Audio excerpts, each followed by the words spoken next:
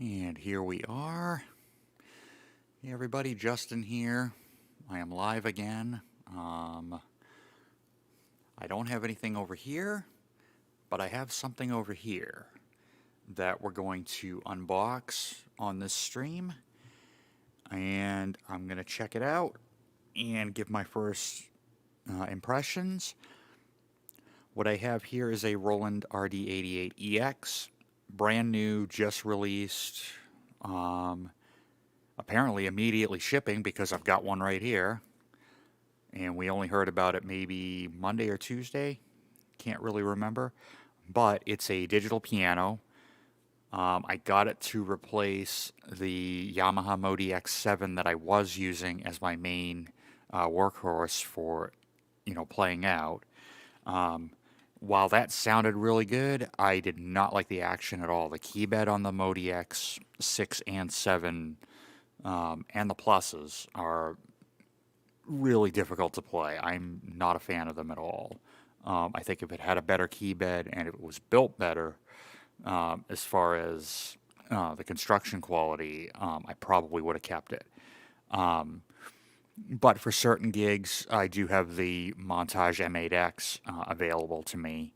But for other things, I wanted to have a dedicated digital piano. This one happens to have, a few extra sounds. As far as I know, and as far as what I've read, there are about 3,000 sounds on here. And I won't have time to go through all of them because that is a lot of sounds, but we'll go through some of the things here. But what I want to do is I want to unbox it here. We'll set it up over here, and we'll check it out. So with that, I'm going to step away from the mic, and we're going to go ahead and crack open this box. Now, if you've gotten an RD-88, or you're getting an RD-88 EX, or an RD-2000 EX, one thing to keep in mind is the way you open this box is a bit different than most other boxes and most other manufacturers. This is kind of similar to the way Yamaha boxes up their portable keyboards, like the PSR range. Most keyboards, at least the last few that I've gotten, that I've unboxed, mainly the Montage M8X, and also my, I think I want to say 2-week-old, 3-week-old Hydrosynth Deluxe, which I'll also be doing a review here on the channel. Those open up from the top. You reach in and you just pick the keyboard up. You put it on the stand, unpack it, take off the foam and all that. This opens up from the side, mainly from, I think, the front. And like I said, I've only ever seen some other manufacturers do this. I think, if I remember correctly, my Keylab 61 Mark II Arturia controller unboxed the same way. But again, I could be wrong on that because it's been a little while. But what you're going to do is, Roland have clearly marked this. Please open this side. And then underneath, on this side, it says, please don't open this side. So, very interesting. I kind of would have liked to have had them open the box up from the top. That way you can just pick the keyboard up, set it on the stand. This one, you have to open it up from the front side, reach in, grab the instrument, and then pull it out. But I'm just guessing. So I'm going to go ahead and unbox it, and we'll see how this goes.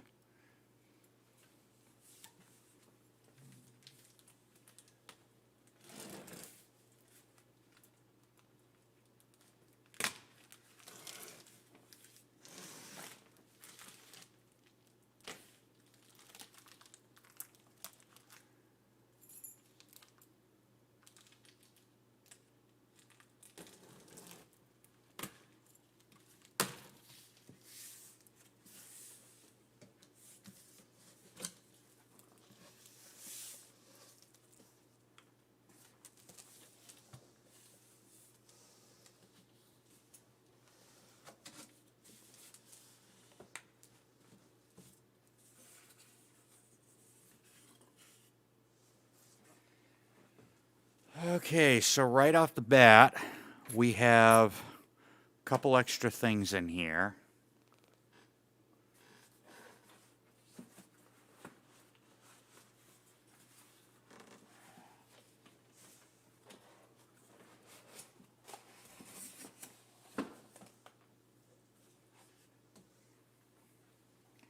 They've included a sustain pedal. That was the one thing I was a bit skeptical on whether or not they were going to include one. I have pedals, but that's a nice touch. I always like when a digital piano, especially one at this price range, includes a sustain pedal. So there's nothing else in this packaging, so we can just set this right over there.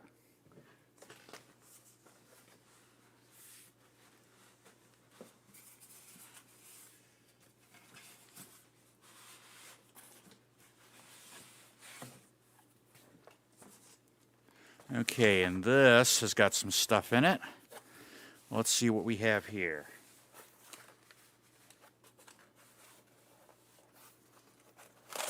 Ah, there we go.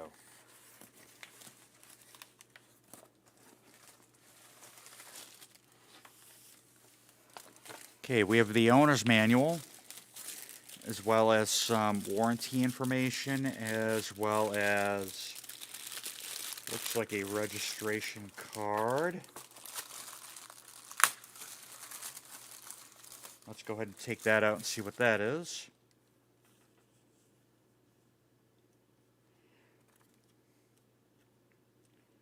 Okay, free support.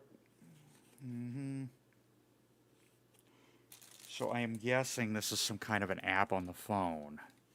I'll go ahead and take a look at that off camera, and I'll tell you about the experience with that maybe on a future video.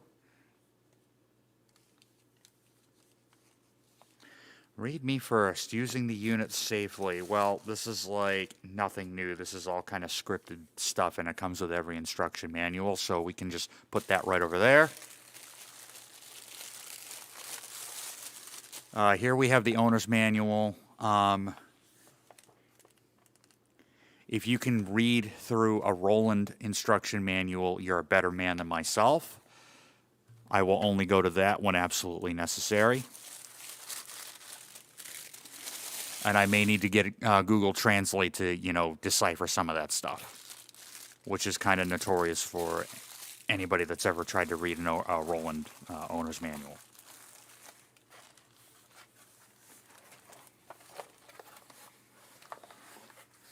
Okay, here we have regular AC power cable. So I'm guessing this is, thank goodness, not a wall wart style AC adapter. Just basically you're plugging the transformer straight into the outlet. I like this design a lot better. Again, a lot of people, prefer having an internal power supply. I don't mind an external one, especially in this case where you don't plug this part here, the transformer, straight into the wall, and it takes up, outlet space.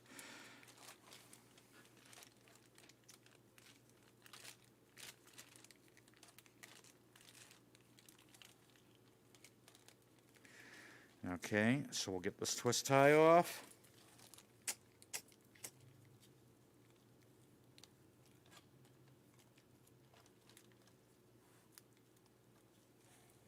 And it says that it's a PSB 5U adaptor, not adapter.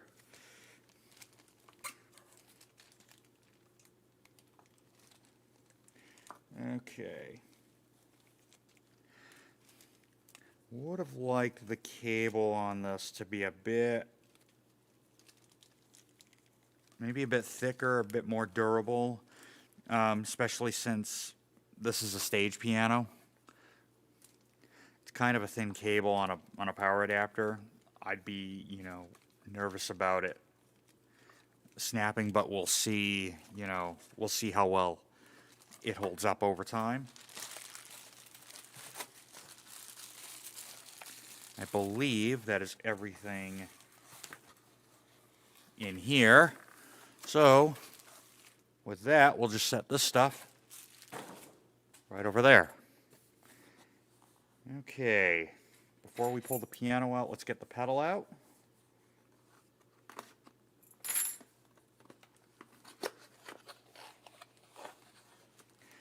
And we have a Roland DP10 sustain pedal.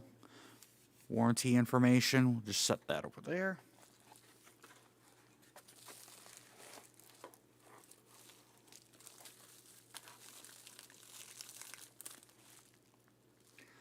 Okay, so this is a half damper pedal, which is nice. You can tell because it has a tip ring sleeve, 1/4 inch. It's hard to see on the camera, I know, but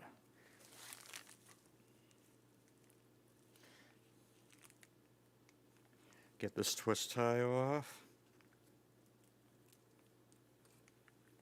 Now I don't save those. I like using Velcro ties if I need to, tie my cables up.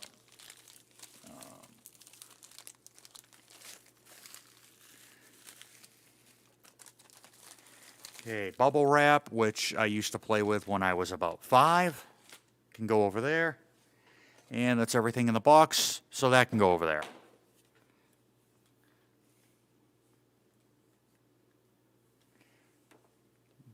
Nice long cable on the pedal, which I like, and I also like that it's a right angle. To me, puts less strain on the cord itself. So nice touch from Roland there.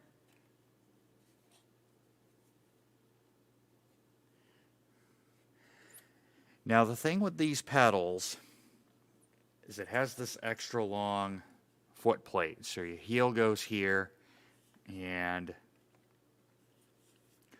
there's your pedal. So heel goes here, and it's supposedly to prevent the pedal from moving around, especially if you're somebody that plays standing up like I do most of the time. I always found this to get in my way.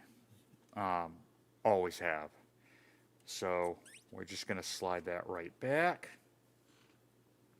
And I'm going to set that down on the floor for now.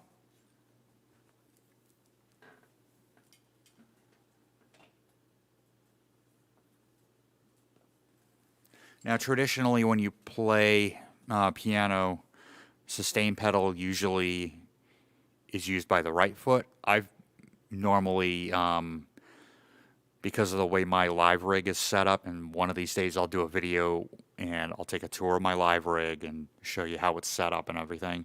I like my main pedal on the left, and my second keyboard, I use multiple keyboards, so the pedal for my main keyboard usually goes on the left, and then any other pedals, depending on where they are, like if I stack a keyboard on top, that pedal will go on the right.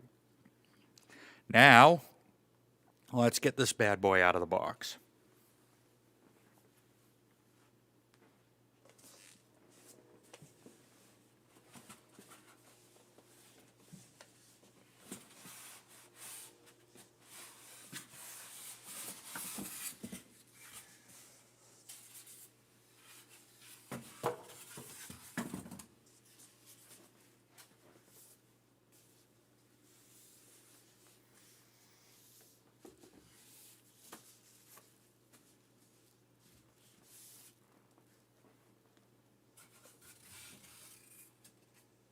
So right off the bat, I can tell it took a hit in shipping because the styrofoam is cracked. And there's a couple of chunks out of it, missing out of it.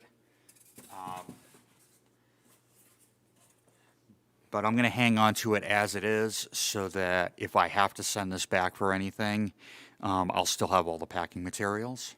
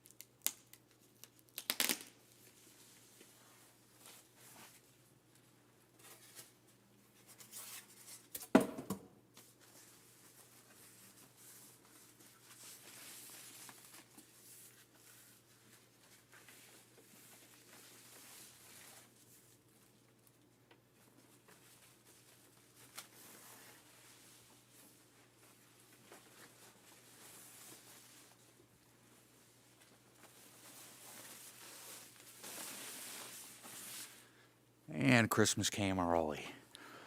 So here we are. We have the RD-88. RD-88 EX, sorry. Excuse me for a minute.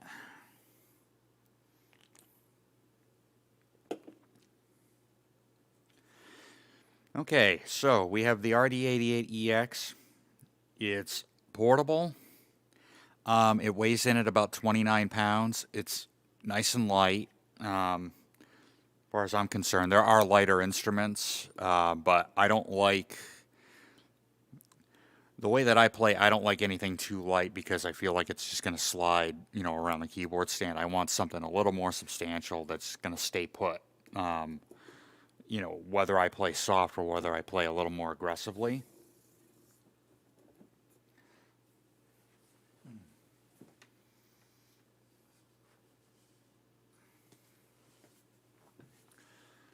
All right, what I'm going to do is I'm going to go ahead and move the mic a little bit.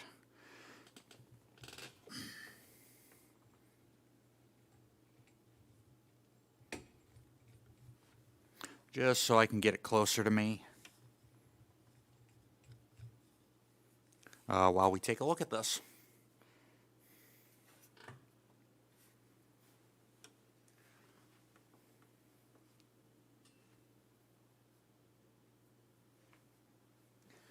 So the first thing we're going to hook up is the sustain pedal. And already I like the fact that they have labeled all of the rear panel jacks. They have labeled them on the top. So I don't have to look around the back to see where to plug things in.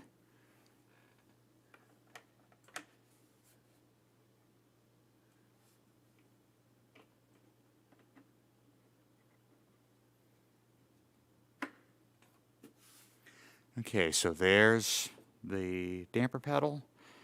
Now I'm going to grab my audio.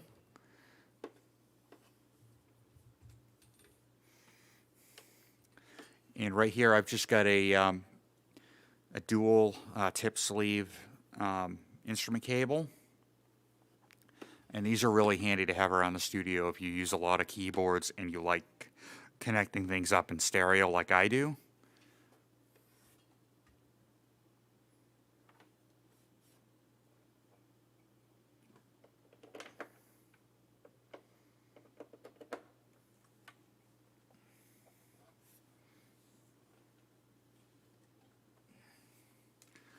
Okay, and then finally we have the AC adapter. Once again, I kind of wish this cable was a bit thicker and had a bit, more substance to it. But nonetheless, we're going to grab the AC cable that came with it. Pull the twist tie off.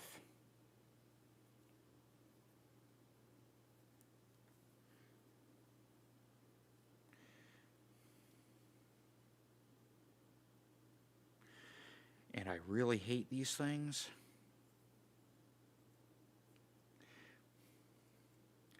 Actually, the only thing I hate worse than these are those nylon cable ties.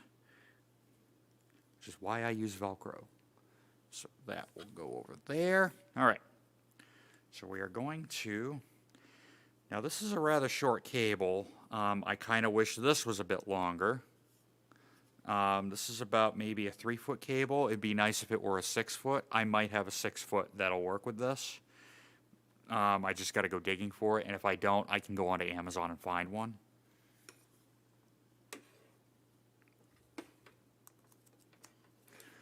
So we're going to plug that in. Just happen to have an extension cord up here.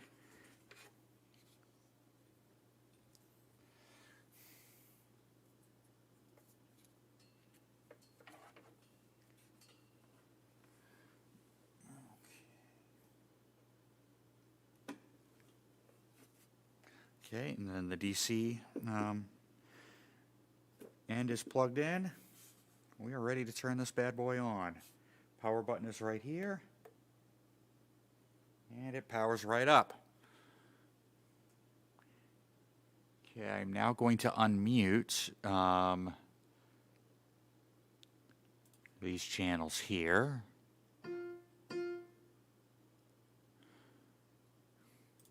Okay. So this does have built-in speakers. That's why you're hearing it. You're hearing it through my mic.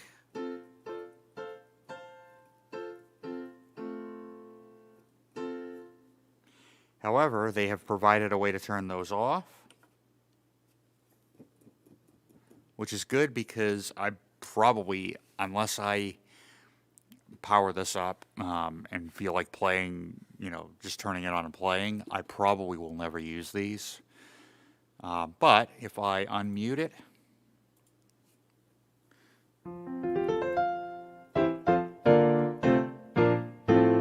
we've got audio.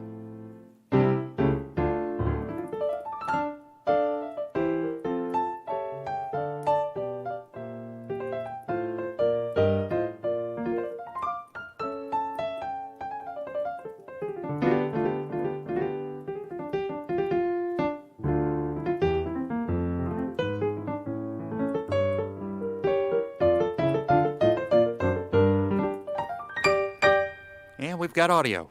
Perfect. Let me just check my levels here.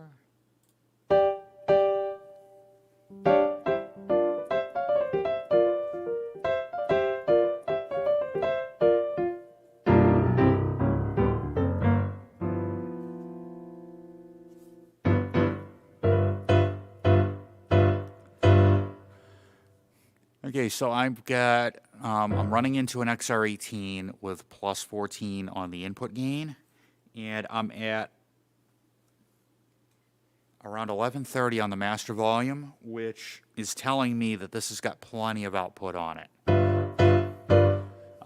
Some keyboards will have a quiet output, and you may have to add some gain to your mixer or your keyboard amp if you're using that. In order to get, in order to have enough, you know, enough input going into the system. This one, like I said, my gain's, like I said, plus 14 on the XR18, and I'm at right around 1130 on the master volume. So this has got plenty of output, which I like.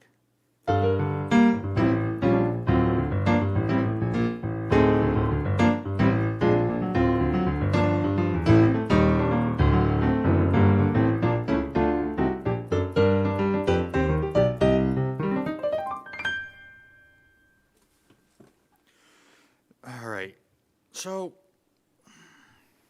first impressions, I like the stock piano here. It is considerably, from the audio demos that I've heard from the original RD-88, this is considerably a better piano.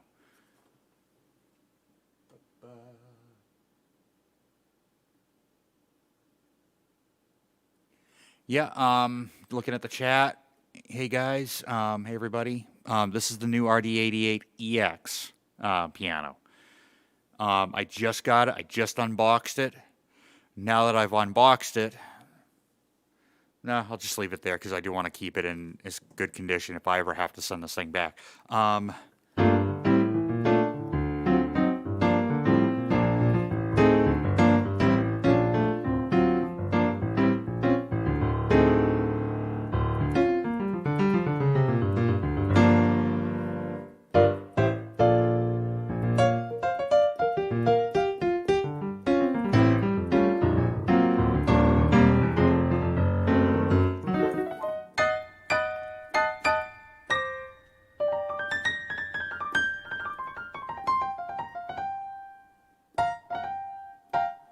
Yes, I'm keeping this original box. I've got the original one for the montage as well if we ever have to have any issues with that. I'll tell you something, Hayes, though. When I sold my Modi X, I shipped it in the only thing that I had that would fit it, which was the box for my Hydrasynth Deluxe. And and I sold it over Gear Exchange, and as soon as the buyer got it, he messaged me. He said, "Oh, it showed up. It's in beautiful shape. Oh, by the way, do you want the Hydrasynth box back?" I'm like, well, if you don't mind sending it back, I'd like it, but it's really up to you. He's like, oh, no, no, no. Yeah, I'll ship it right back. So I got the Hydrosynth box back. So that was really nice of him. If you ever sell music gear, and you're in the U.S., I highly recommend Gear Exchange. It was quick process, easy. They have a couple of payout options. If you choose to get paid out directly, they just take, I think it's around a 7.5% commission, which honestly isn't that much compared to say eBay or Reverb. If if you decide to get a Sweetwater gift card, you can use the money you make from whatever you sell on Gear Exchange and use it back towards getting anything from Sweetwater or even on Gear Exchange, and you keep 100% of it. So that's kind of cool that they give you that option. But I digress a little bit.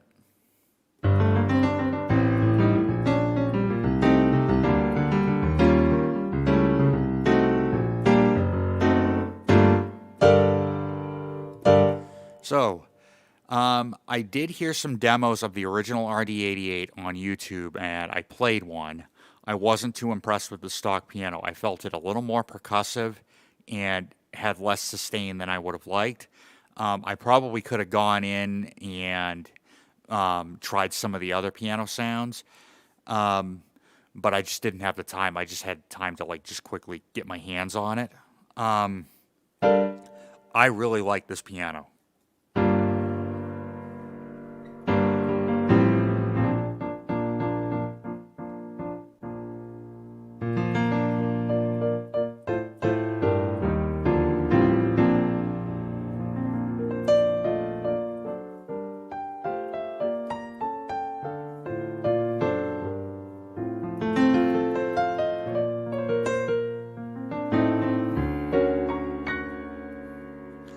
Yeah,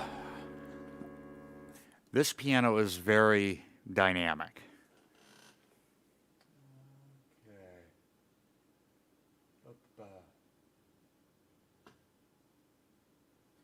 No, this is Supernatural 3.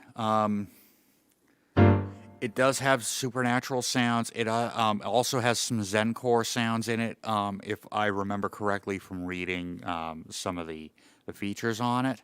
The pianos, as far as I know, the acoustic pianos and the EPs are supernatural. The V piano stuff is on the RD-2000. I do want to talk about the action a little bit.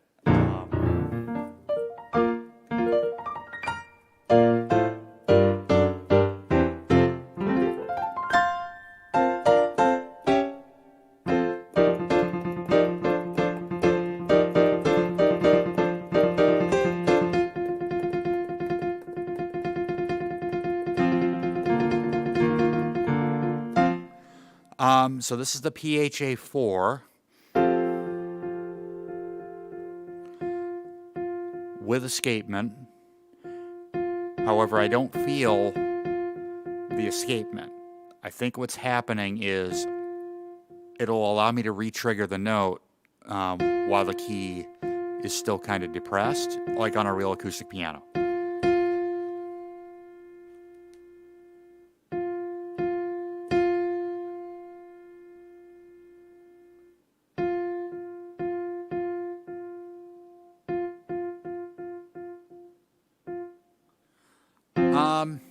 I don't know if it's triple. I don't know if it's a triple sensor action. I would say Google it and check it out.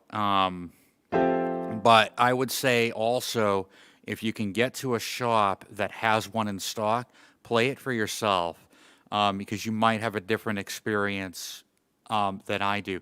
Everyone's hands are different. Everyone, feels an instrument differently. So what might feel great to you might not feel, as great to me, and vice versa. I know a lot of people don't like the PHA-4. I don't mind it. I just have to get used to it because I've been playing the Montage, for a while now. The other thing too is my hands can't tolerate a heavy action. So Korg was completely out. The RH3 action is one of the heavier weighted actions in a digital piano. The other really heavy action would have been the one that was in the Yamaha P515 piano. I tried one of those and I couldn't even last like 30 seconds because my hands were so fatigued from playing it. I had carpal tunnel back in like 2017, and I had a release done in the left hand in 2018, and a cortisone shot in the right hand. So my hands really haven't been the same as far as some weighted actions. That's one of the reasons we, as a church, replaced the CP300 that we had, is that was such a difficult piano for me to play, no matter what velocity setting I had. And we went for the M8X because from what I have heard from talking to other people that have had one, the action is quite light, and I can attest that it's one of the lighter weighted actions that I have played. There was only one other piano that I could tolerate, and that was my old RD-1000 Roland that I used to have that unfortunately died, I want to say last year. Like in January, I think it kind of was like, But my hands really liked that action. That had a wooden key action. Of course, the piano was in 1986. The piano weighed about 100 pounds. But the piano was also about this deep, like even deeper than the Montage M8X. But the key went all the way from the front all the way to the back of the instrument. And it was a very natural feeling key bed.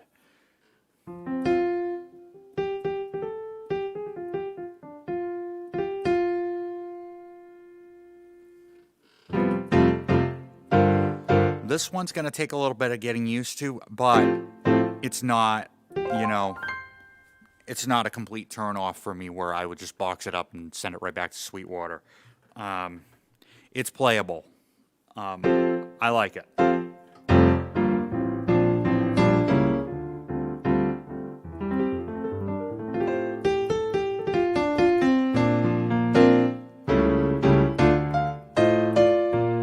Like, I can play really loud without, a lot of effort, without as much effort as, I might perceive. Now, I did play an RD-2000 as well. A couple years ago, I remember playing one, and I had a hard time with that action, too. That's the PHA-50, and that's got a wooden key, a wooden core, with escapement, and you really feel the escapement part on that action.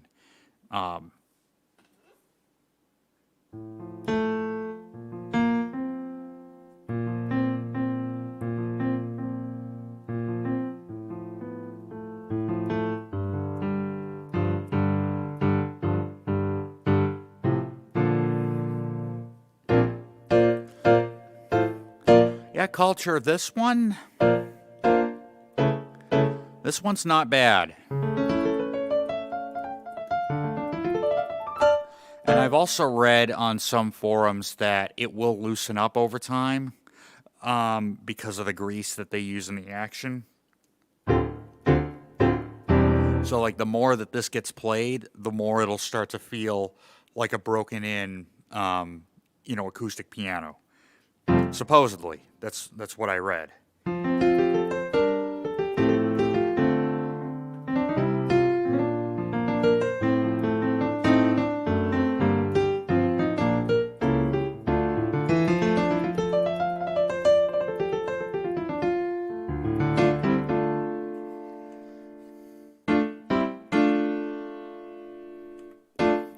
So here's the Concert Grand. Let's just go through a few of these.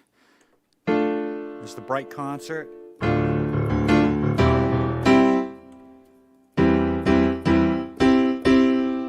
Concert Grand. The difference between the two is it's really subtle. It's when you play soft between the Concert Grand and the Bright Concert that you can really hear the difference.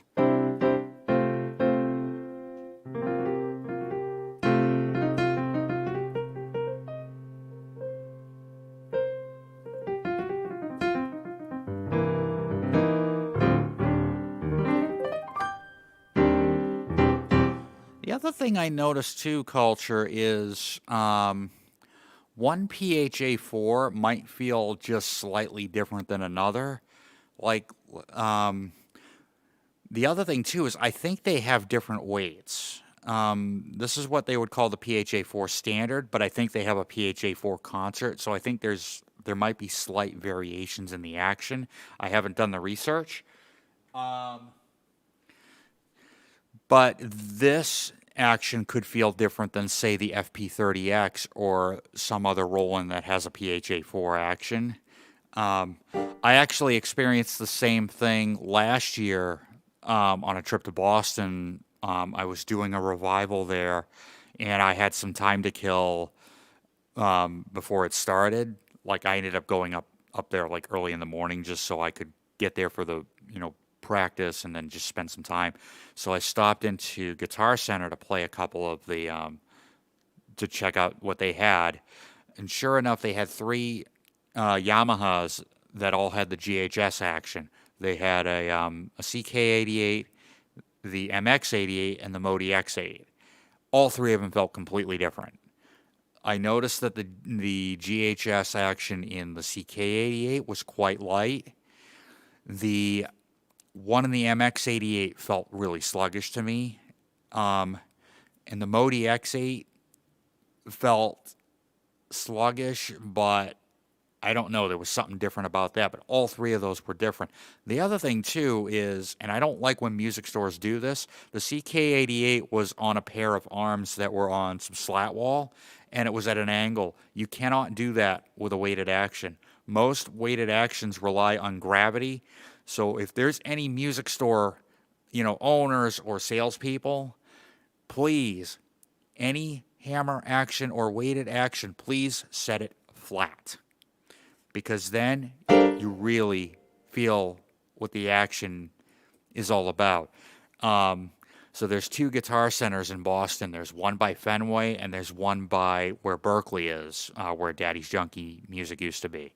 That smaller one had a Nord Grand, and I won't go into my feelings about Nord. I'm not a fan at all. But I sat down at this Nord Grand, and they had it on an angle off, on, some slat wall. It was at a pretty steep angle. The action didn't feel natural to me. It felt too light for a weighted action, especially for, a $4,000 instrument. And again, I can't stress this enough.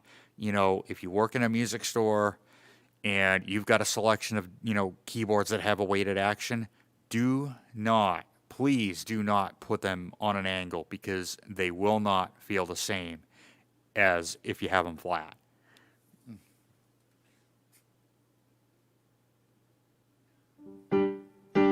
Yeah, I love the M8X action. It's quite pleasant to play. The only thing, and it's very, very minor, is the release. The let off is a bit slow. Honestly, I think it's slow compared to this, compared to the PHA4. The PHA4 is just only slightly heavier, but the let off is quite quick.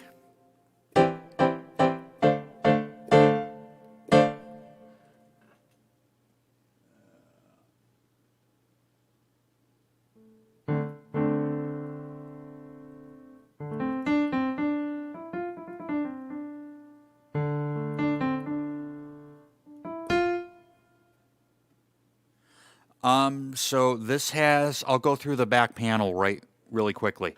We have the DC in, which is where you plug your power in. You have two different USBs. You have a Type A and a Type B. You have a MIDI out, but not a MIDI in. It would have been nice for them to include a 5-pin MIDI in, because I don't like USB MIDI. I get really bad ground noises and, whiny noises and things like that. I definitely think it's a ground issue, but I would say 80% of the time that I use USB MIDI, unless it's my XR18, I get really bad noises. But yes, this is a 5-pin MIDI out, 3 pedal ins, so you've got one for damper. You also have 2 more pedals, so you can either put a foot switch into them, or you can put an expression pedal into them. So you could get a 3-pedal setup just like a real piano. So you could have your soft, your sostenuto, and your damper. Moving over, we have 1/4-inch mic in. XLR would have been nice.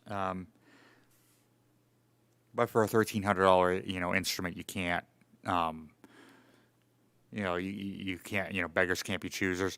There's a 3.5 mil stereo line in, so plugging your phone into it, plugging maybe something else into it, like possibly a second keyboard, you would have to get a pair of stereo 1/4-inch to 1/8-inch stereo, which very easy to do. Just go to Amazon or, even get a custom cable made.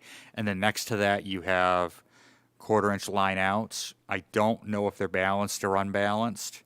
And then you also have your headphone out.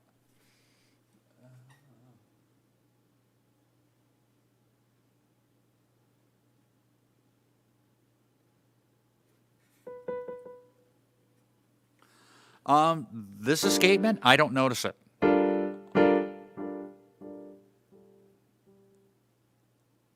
I notice on most Rolands, the escapement, it'll click, and you'll feel that kind of click. I don't notice it here.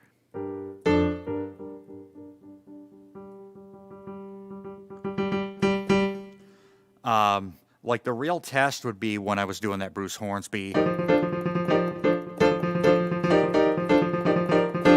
Or if I, I can try the Billy Joel test.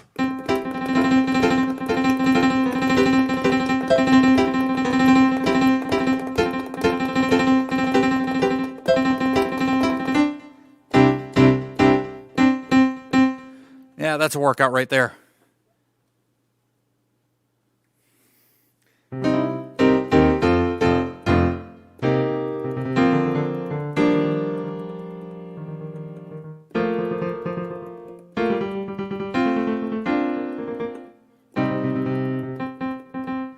And also keep in mind, this is a graded action too.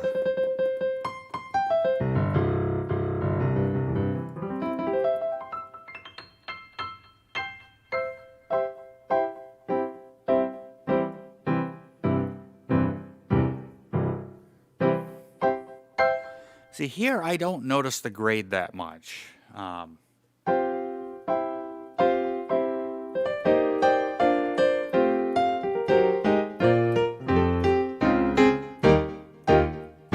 Ooh, some delay going on too, nice.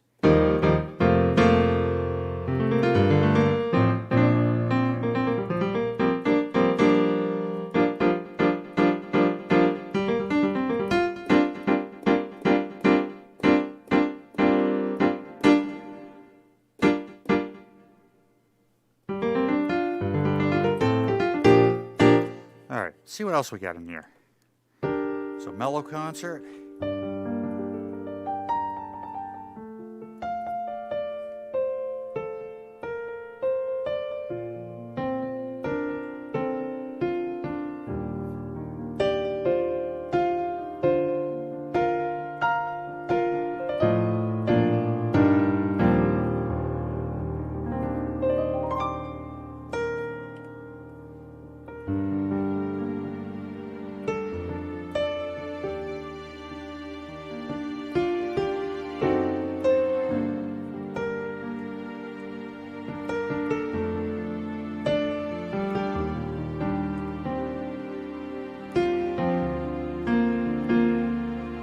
Nice strings. I like the strings a lot.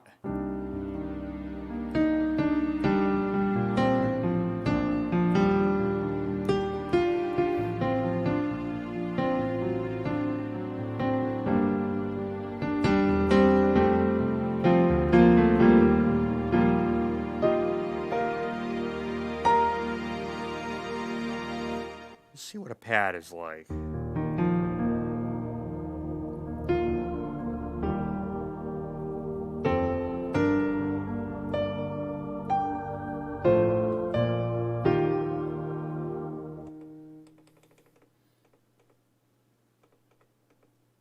I would say the only thing that I would want on here is I would like a jog wheel, a value dial, so I can quickly go through. I'm pretty sure there's some shortcuts here, but that would be nice to be able to quickly go through some sounds.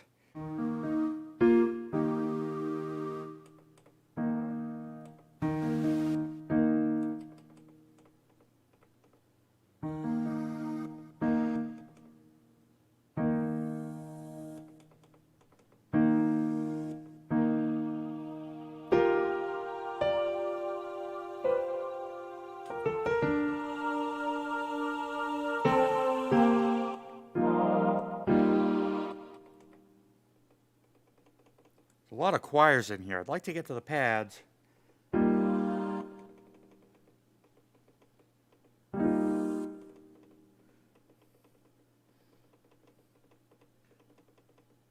Still in the choirs.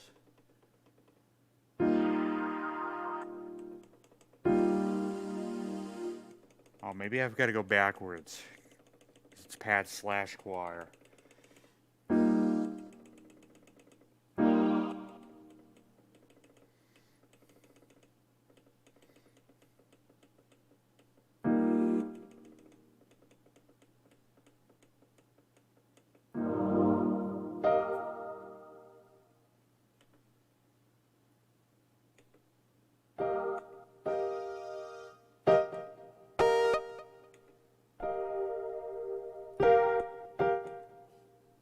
Okay, so left and right goes between the categories. And I think I just realized something. The categories up here are for your scenes, not for the individual tones.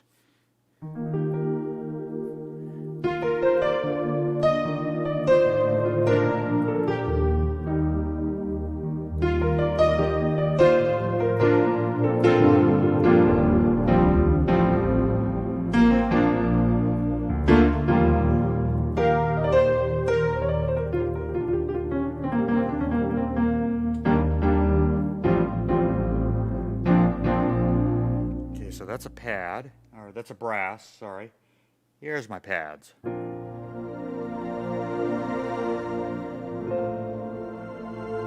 So I'm going to guess that's a Zencore.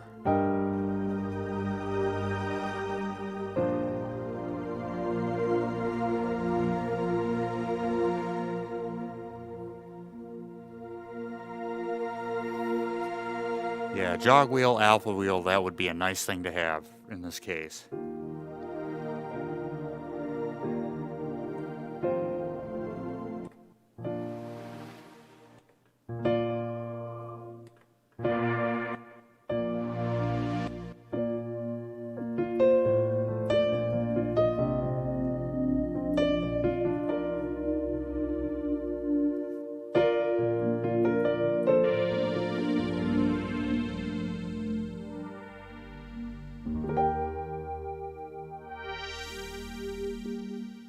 That's interesting. That's got the release on it.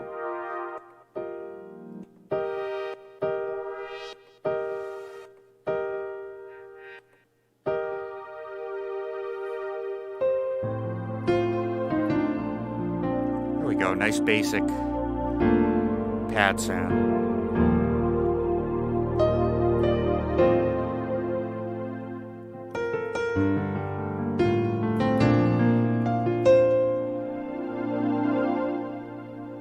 And I do like that I can control the upper and the two upper tones up here, like as far as volume goes.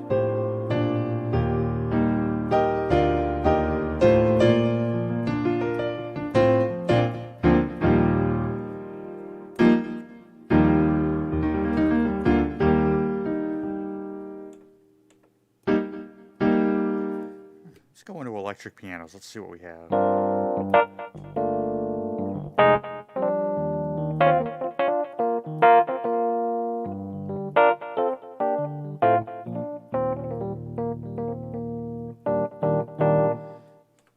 Quite feeling that one.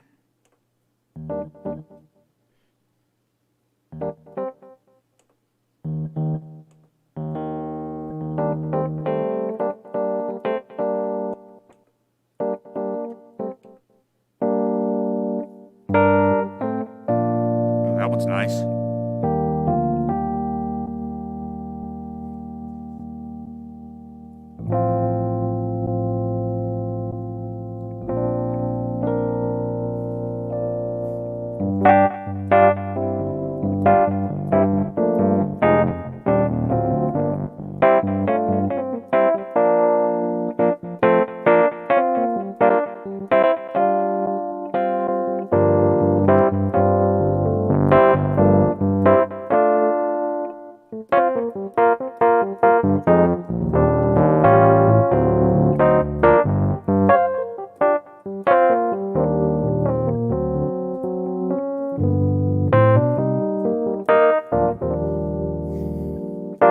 That one's kind of cool.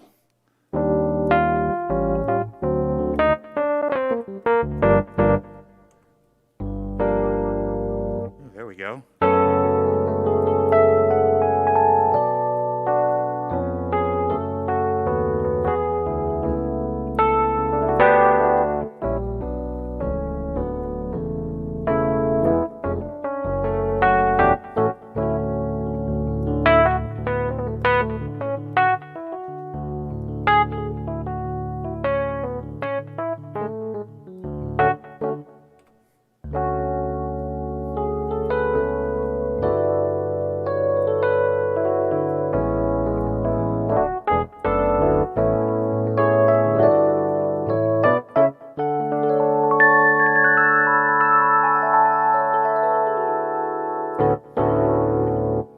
Nice late 70s kind of,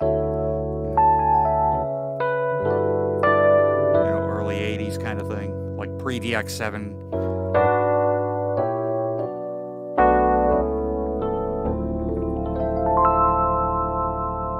Yeah, very nice. Nice phaser.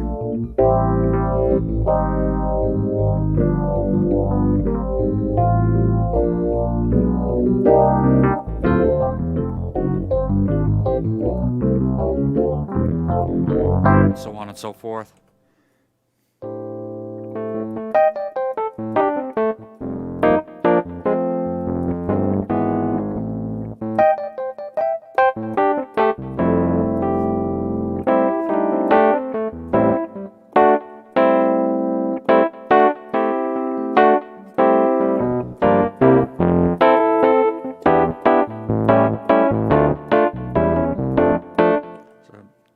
One touch compressor on here, nice touch. So we want just that little bit more aggression to it.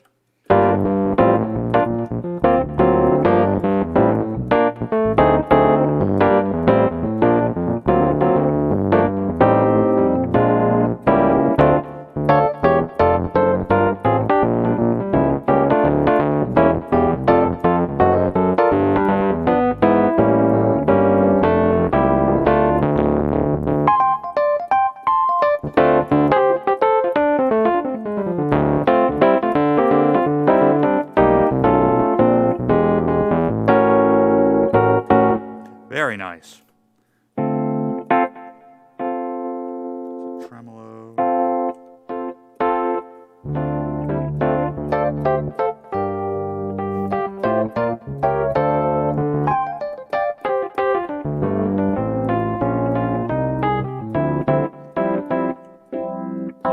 Another phaser.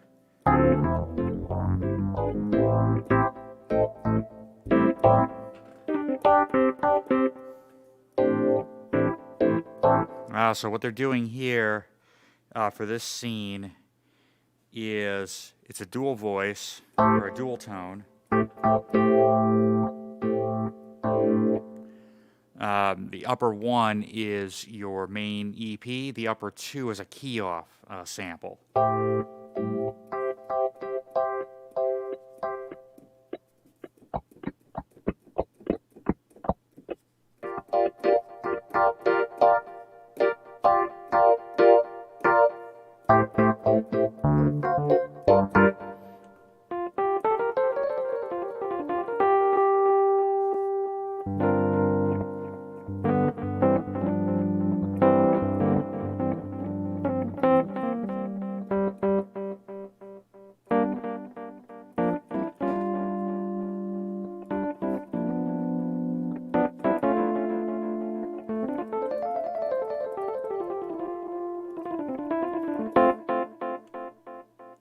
bit too much.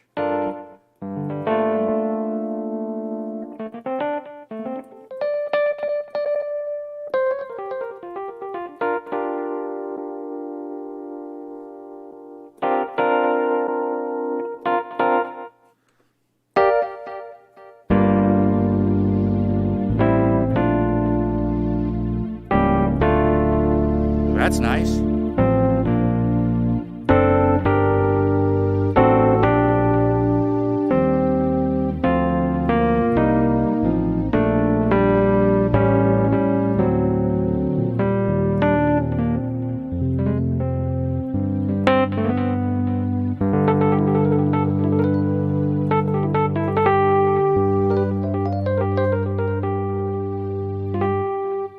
Man with Beast, how you doing?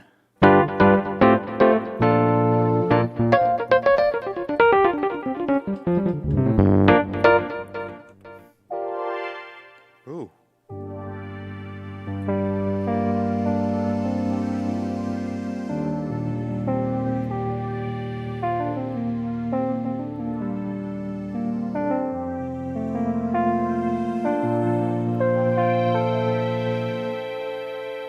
Got a new subscriber, thank you so much. Oh, there we go. Here's my RD-1000.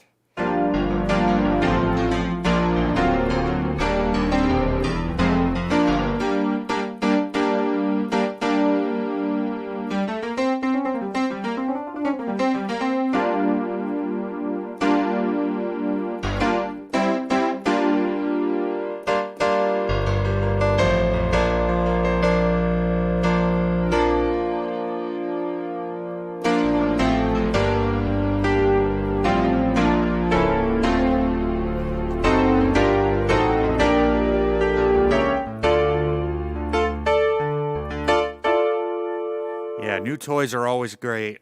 Well,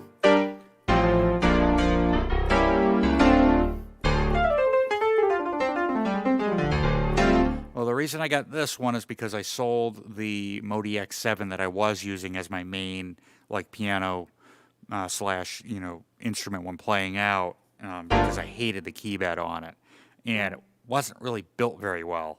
I'm liking this a lot.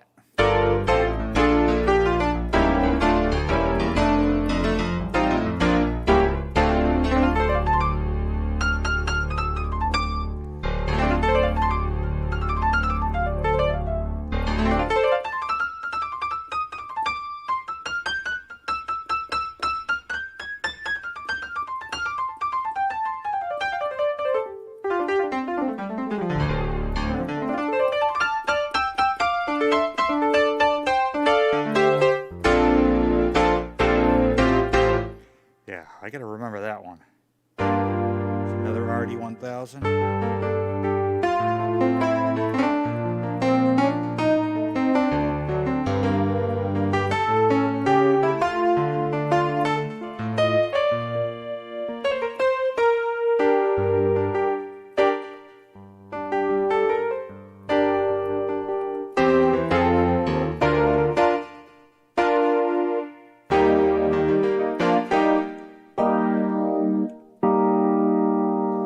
Get into whirlies.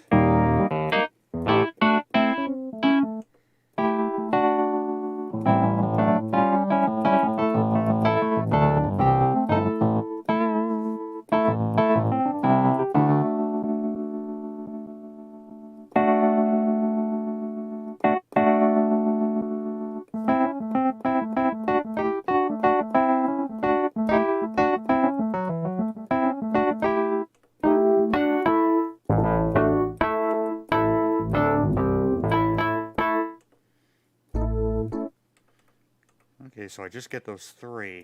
Interesting. Well, let's see what we got.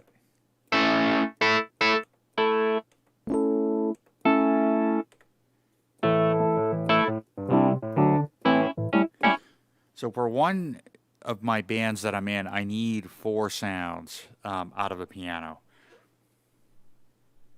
I need a good acoustic piano, which I have. I need 2 different electric pianos. I need the Rhodes, which I've got covered. The only one that I need to kind of tweak a little bit is the Whirly. I use it for like one song. And then I need some good strings and pads, which obviously I've got here.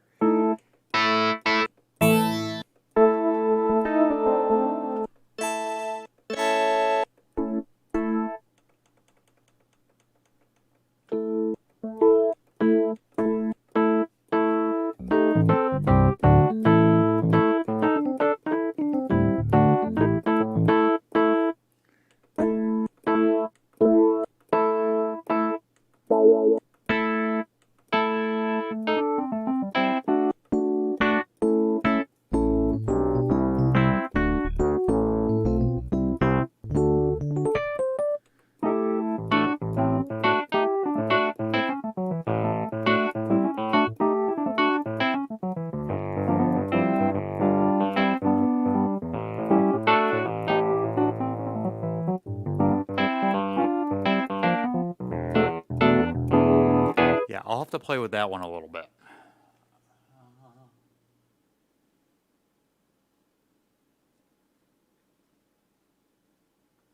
Yeah.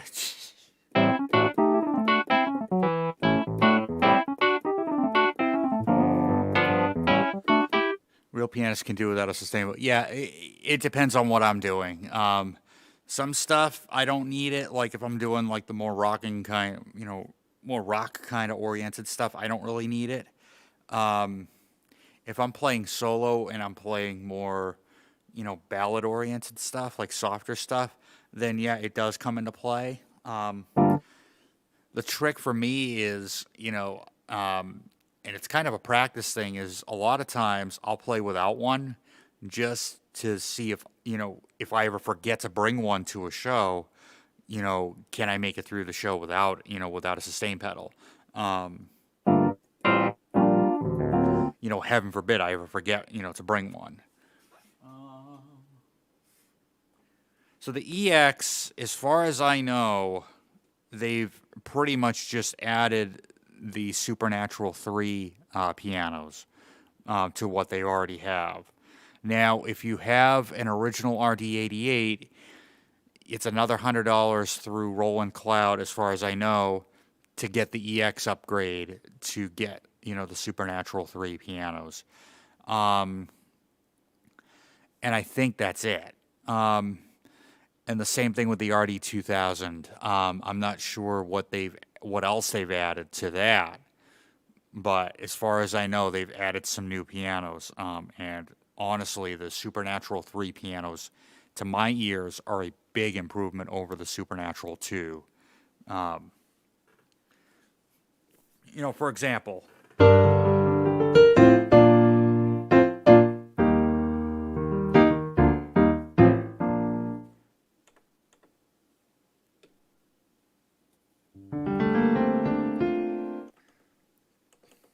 let's go back to my concert grand.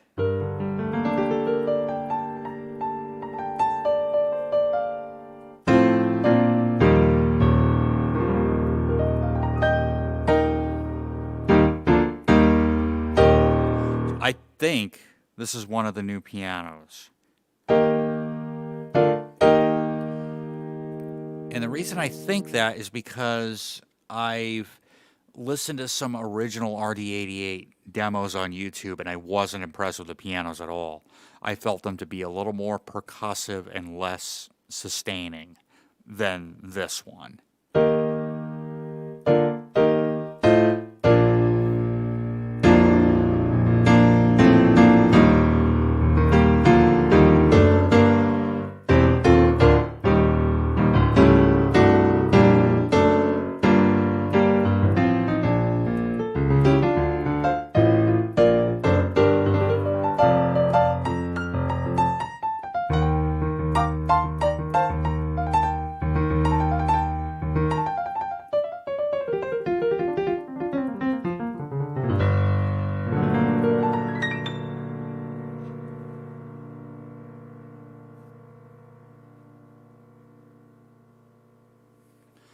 Yeah, the short depth is, while it's more portable, there are some drawbacks. A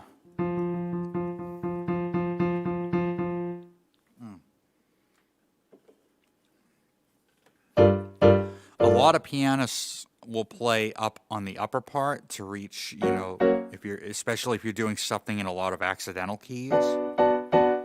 And on an acoustic piano, there's not much resistance back here, like up here versus down here. This one I'm definitely getting a bit of resistance, and the other thing too is the angle is a bit more steep back here because of where the pivot point is versus where, say, the pivot point would be on an acoustic piano.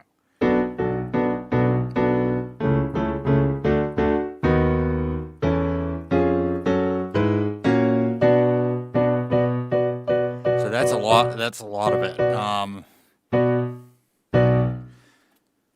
I mean, I want to say that the trend, even though there have been some before, because Korg had the SP100 and that one, and maybe Technics had one too. Remember Technics? Remember when they did keyboards? They had some digital. They had a couple of pianos in this form factor. Korg had the SP100. I remember back in maybe '99. But I think the forerunner in this market would probably be Casio with the introduction of the Privia line, because I think they wanted to make a compact piano that you could use either at home or on stage. The problem is I don't like Casio that much.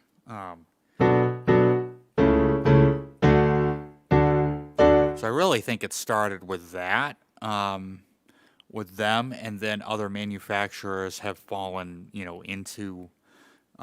into that pattern. Yamaha with the P80 piano had this same form factor. The problem is it was probably about 15 pounds heavier than this. Korg had the SP100, then the SP200. Then they had the SP300 that had built-in speakers in it, if I remember right. They also had the SP500. Nowadays, it would be the B1, the D1, the Liano, which has semi-weighted keys, Casio with their Privia line, and also the lower-cost CDP line. Alesis didn't do much with digital pianos back in the day other than the DG8. But then you also had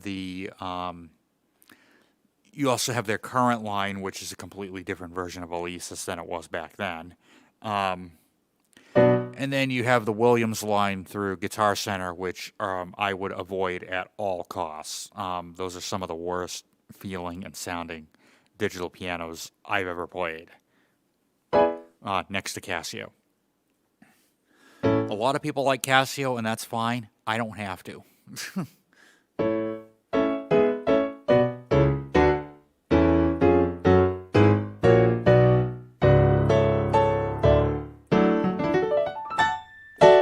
Matter of fact, I don't think I liked anything Casio ever did after, I think, the CZ series or the FZ. Basically anything they did in the 80s that was like more pro line, and then as soon as they stopped that, it was like... But I'll tell you what the big one was. The PXS 1000 and 3000 had a flawed action in it. And unfortunately, they carried that over to the 1100 and the 3100, and I think they finally rectified that in their current line. But what it was on that action was the accidental keys were considerably and noticeably lighter than your natural keys. You can't have that, because then what happens is when you, say, play a D major chord, if you've got a lighter action on the accidental keys, you're going to hear that F sharp. It's hard to mimic it here because this is actually, believe it or not, really balanced. You're going to hear that F sharp maybe a few milliseconds before the D and the A, and that becomes a real problem. So with the compactness, there does come some some things that you have to consider too.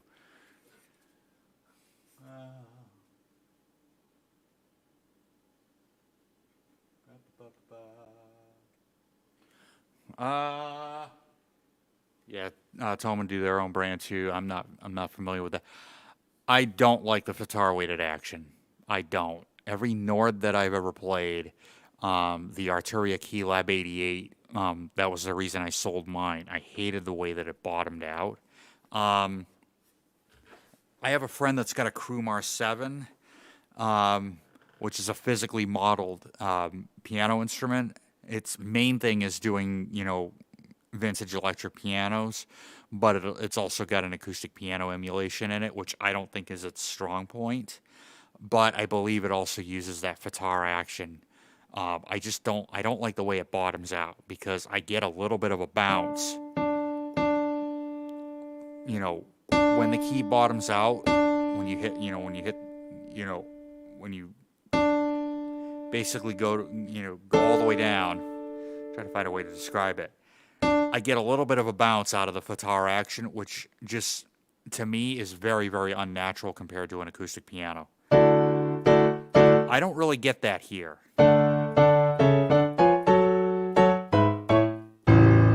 Yeah, the low end on here is amazing.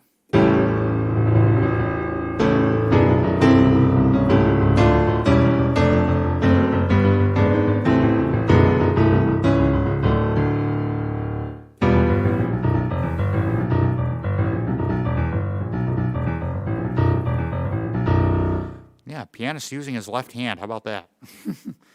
I need to work on my left hand more.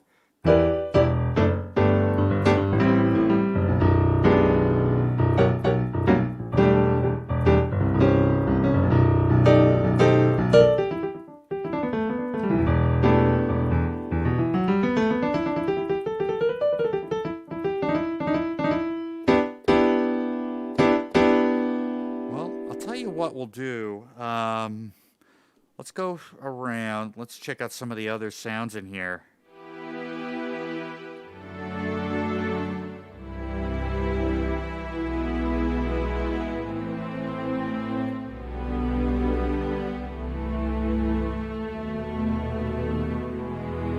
Some strings, yeah.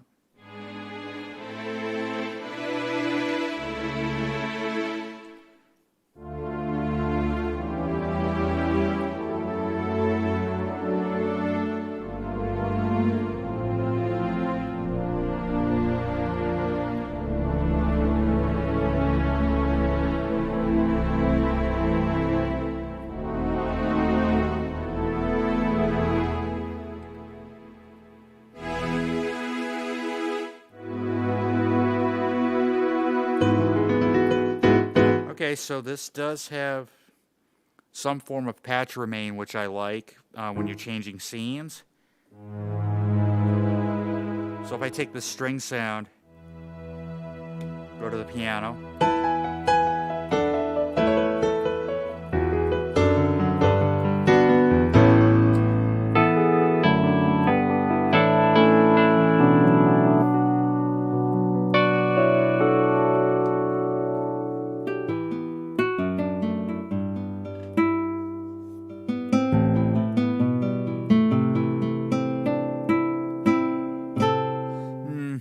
Nowhere near what the montage is as far as guitar sounds. That's probably some stuff I will never use on here. I might use some of the bass sounds for like some left hand stuff. But let's go over to some synths.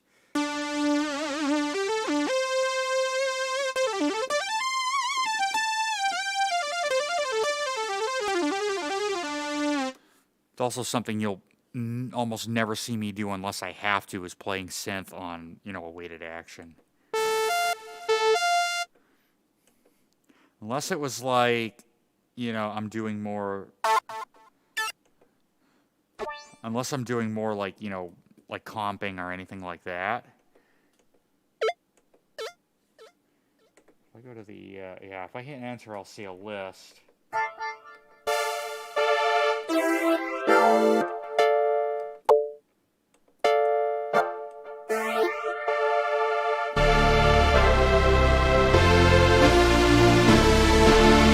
now I think we're getting into Zencore territory.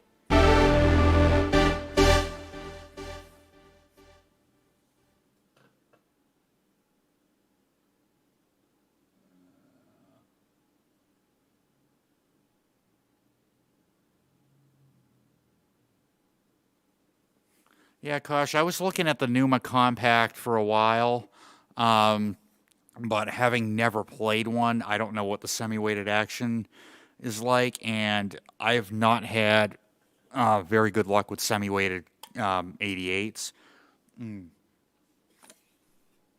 Excuse me. I had a Keystation 88 ES that would do in a pinch for 88. I also had the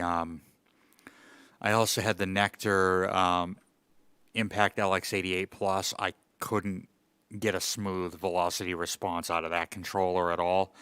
And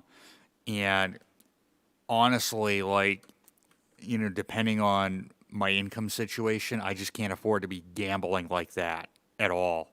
And even listening to some of the sound demos, I don't know. I just, compared to the Roland, I wasn't too impressed. But again, everybody has a different set of ears.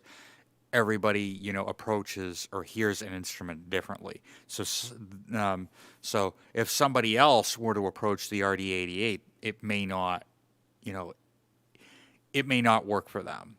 But you know what? The nice thing is, the beautiful thing about this world is, everyone's different. Everybody likes something different. You know what? And that's okay. A lot of people don't like FM synthesis. I have no problem with it. I really like it. Yeah,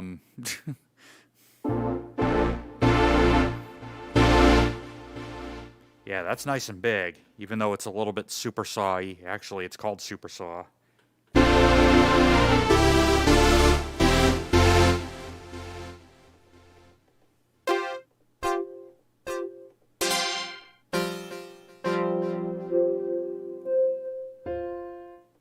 And then we go into initial scenes. Let's go into some more pads.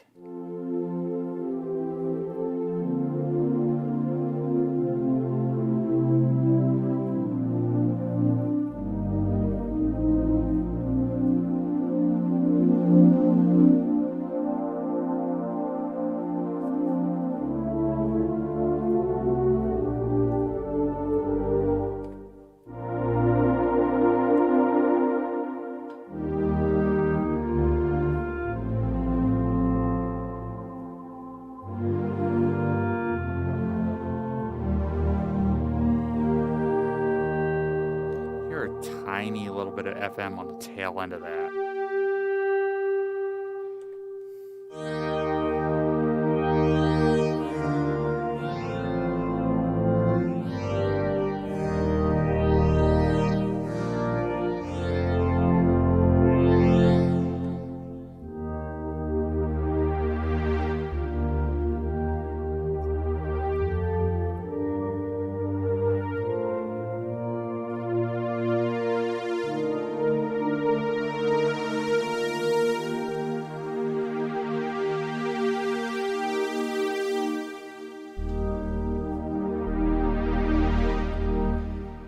Yeah, so Kawaii's RH3, which is completely different than Korg's, really does use an action very similar to an acoustic piano.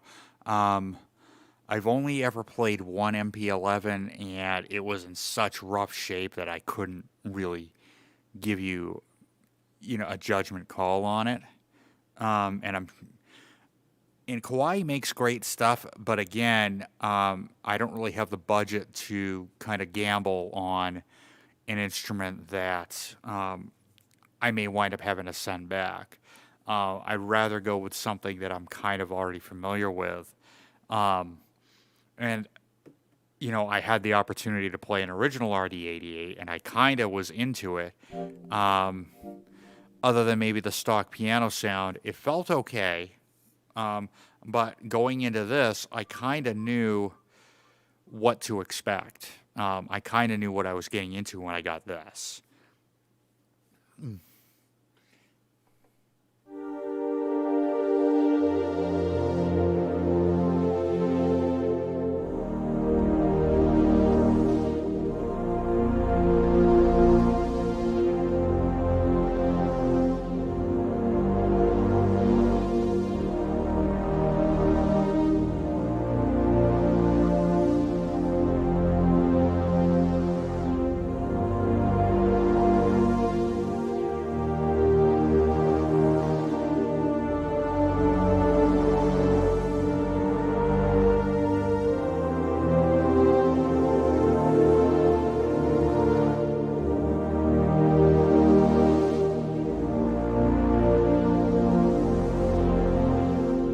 Yeah, I like that.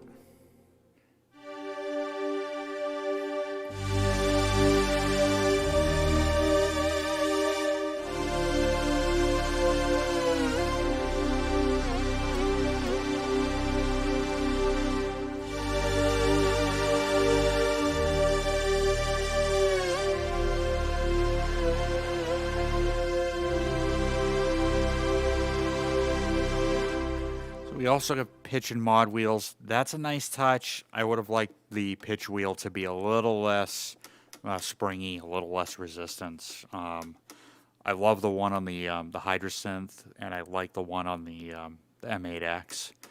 Those have just the right amount of resistance. This one, a little bit too springy.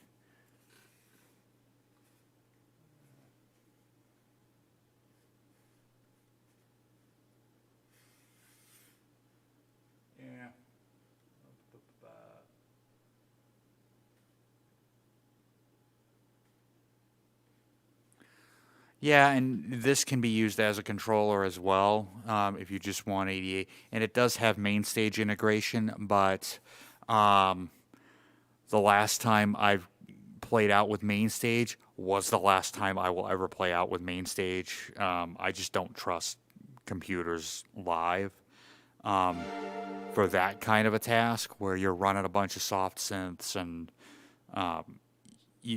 anything that can go wrong will go wrong, and I've had stuff go wrong, and without a backup.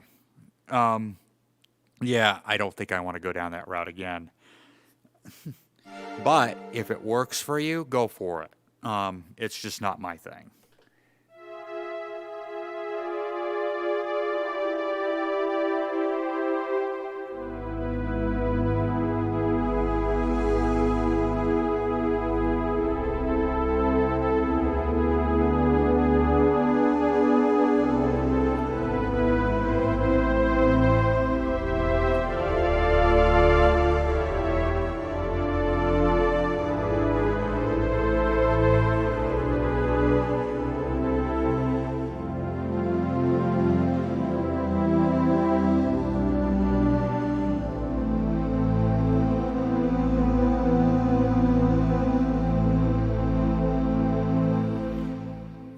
Okay, so I would say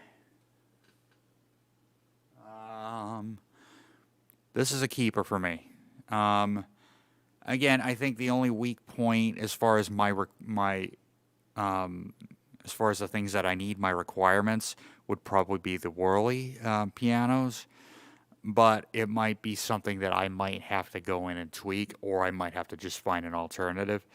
But since I only use that sound for like one song in one of my bands, it might just be easier to find a more aggressive, electric piano.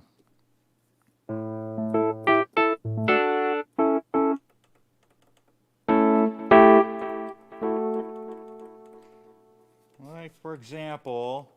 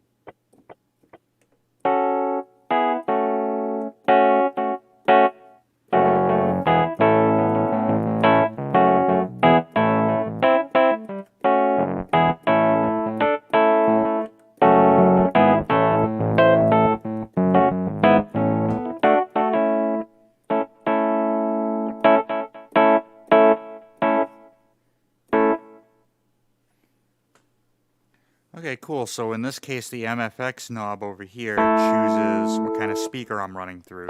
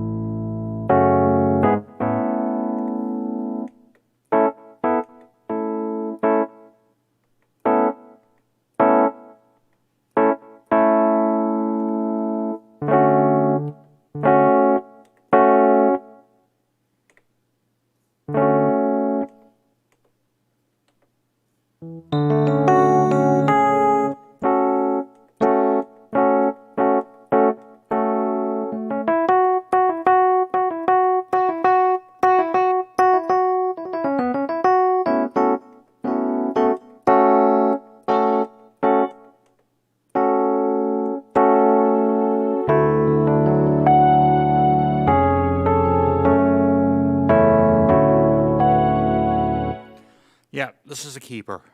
I'm really happy with it. I really like it.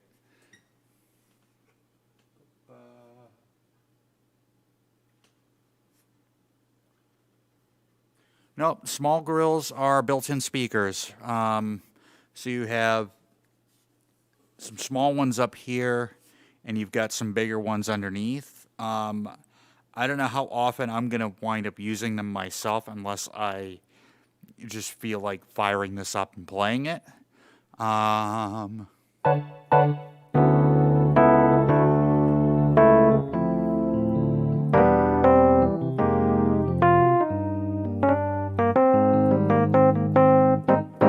know what I'll do really quickly is I'll pull my headphones off.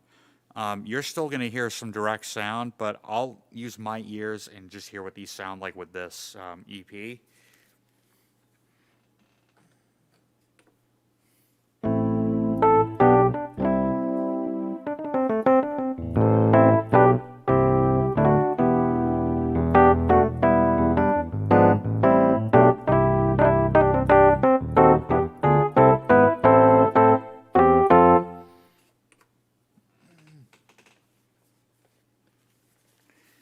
Yeah, they're okay. They're kind of quiet though. You're talking maybe about 6 watts per side.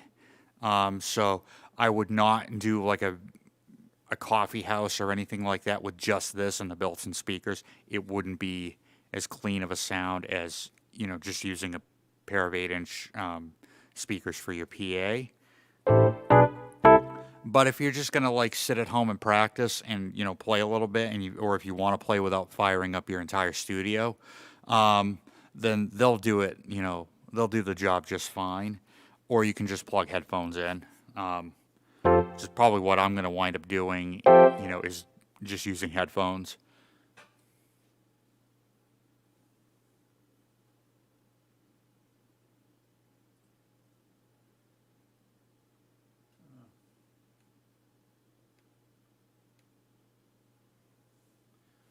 Yeah, that's exactly it. So you get tweeters up here, woofers down here, and yeah, they're pretty much practice speakers. Um,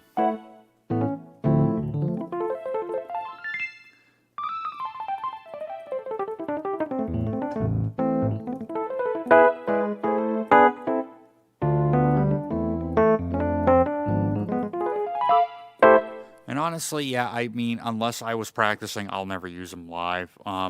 The same thing when I was using the CP300 here at church.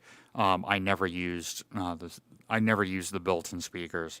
While that had a pretty powerful amp, anytime you got to a low pad sound or anything like that, the whole piano, and you could even hear the speakers start to distort where they couldn't handle the low end. So unfortunately, I had to roll off the onboard EQ, like the bottom end on it, just to get them to sound, okay at a higher volume. But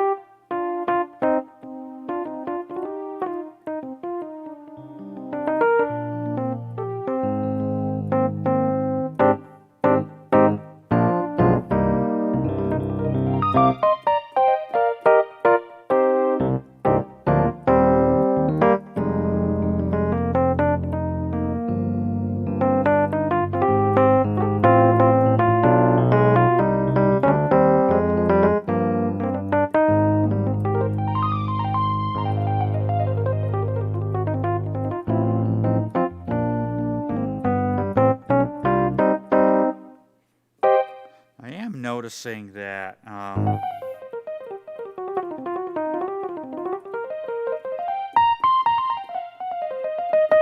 might have to adjust the key touch here.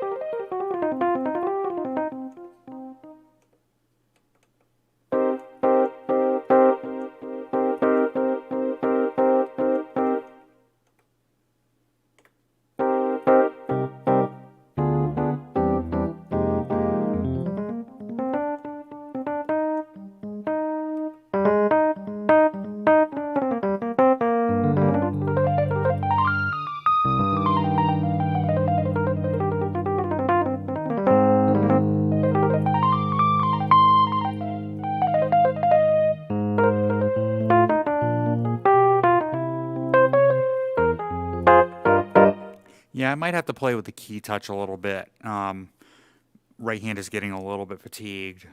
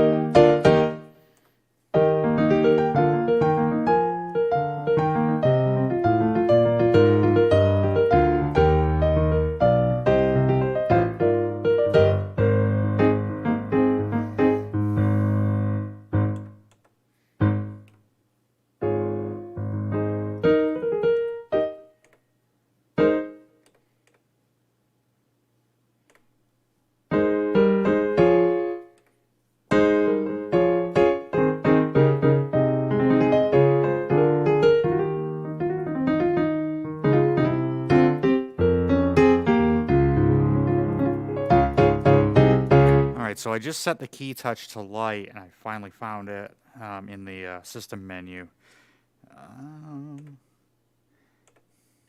Again, I think it's going to be something that I got to play with.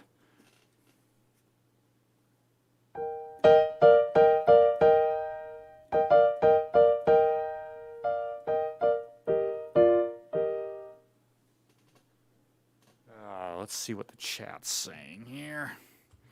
Good luck, because 2070 vision, it's horrible.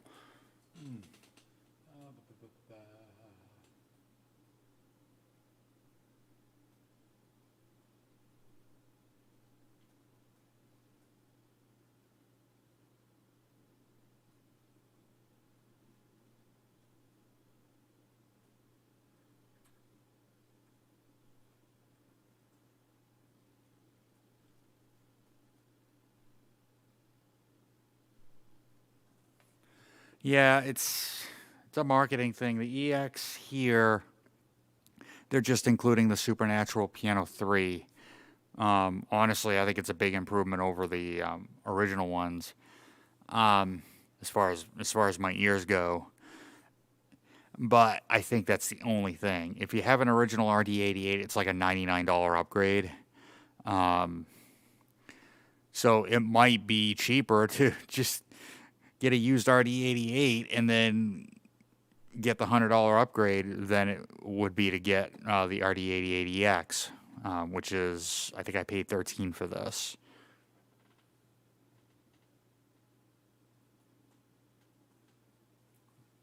But yeah, I think it's a marketing thing for Roland.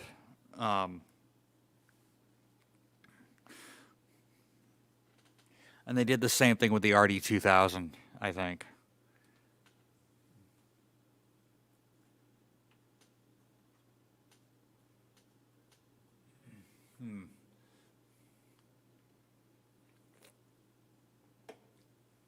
Now here's the other thing.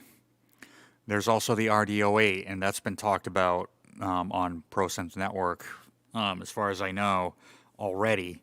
That's coming in at around 900 US, 1,000 US. But it's basically a watered down RD-88. It's got 4 less control knobs. It's got less sounds in it, less features. Like, it doesn't have the audio interface feature, as far as I know. It also doesn't have the expanded sounds, as far as I know. But you unlock them with a $300 upgrade, which is basically going to cost you $100 less than just getting an RD-88 to begin with. So I don't know what their idea is for that. Maybe I think it's a way to get into the RD territory. And then further on down the line, if you decide you want to upgrade, honestly, I think it's a confusing thing on as far as the marketing part goes. But yeah, it does sound really good.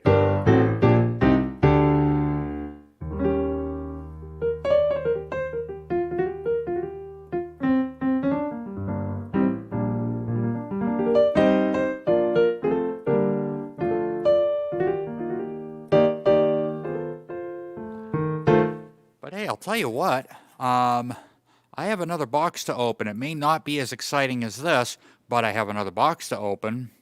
Why don't I go grab that, and we'll do that now.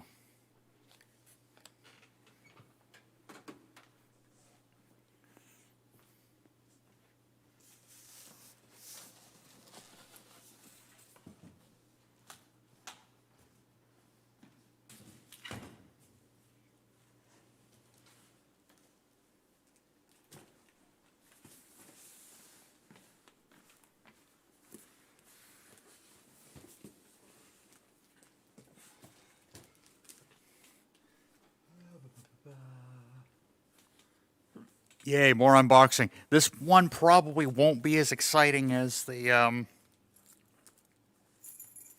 piano itself, but it is something that I got to go with the piano to help with transporting it around. Okay.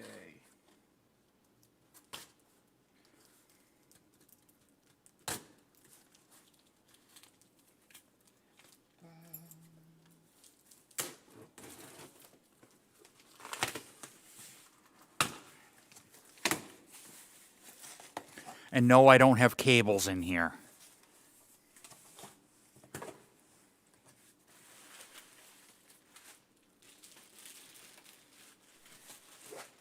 Oh, bubble wrap. I can use that later.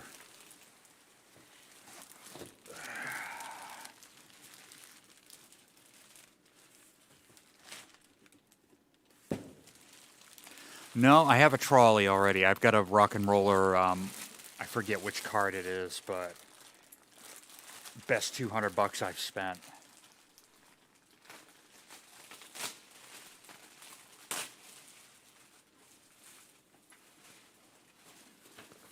Got a gig bag.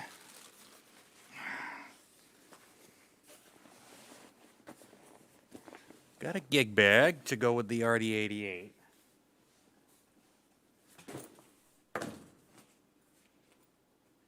Ooh, and look at all the orange accents.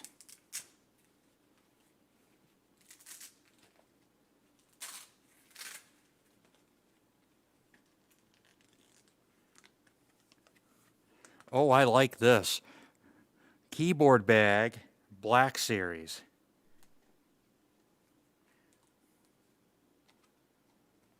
Gee, Roland, thank you for telling me. I would have thought it was camo.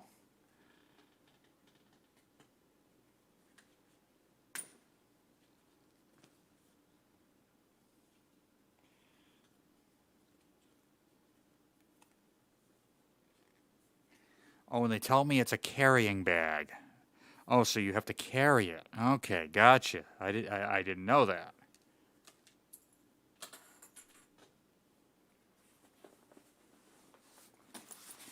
Yeah, it's from the outside, it looks like a well-made bag. Let's see what kind of storage we have. We have front storage here, so things like, you know, sheet music. Not that anybody really uses that anymore. I still do. Zippers feel nice. That's always a good thing. Pouch for, you know, things like the power cord, the pedal, cables.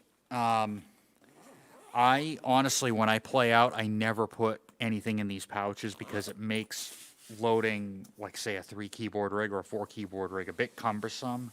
So all my cables and pedals and things go into a separate case.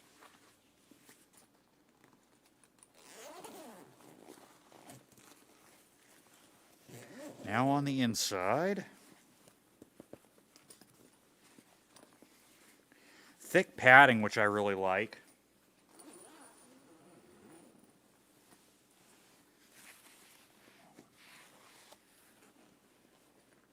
Oh. Yeah, nice and thick. Comes with this piece right here, so you can kind of do a form-fit thing. But best of all,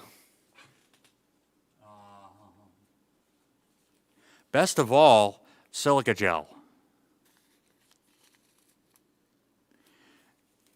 And this is my favorite part.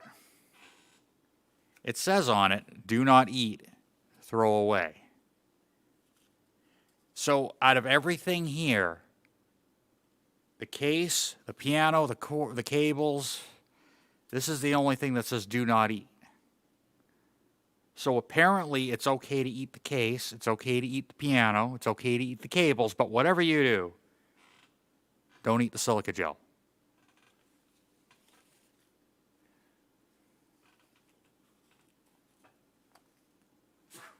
Oh. Needs a little bit of salt. Probably some pepper too.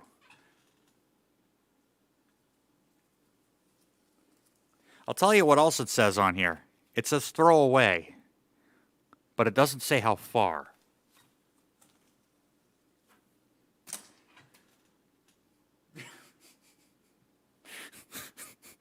I love doing that. Anytime I ever open up somebody anytime I open up a box and in front of somebody like a friend and it has a package of that, I go through that whole routine. It's fun. It's true.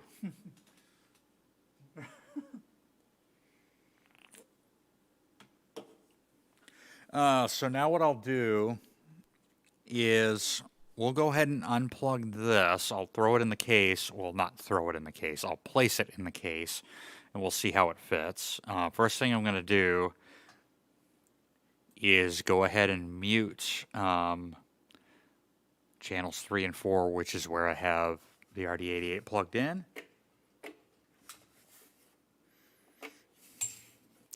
And we'll go ahead and case it up, see what I think.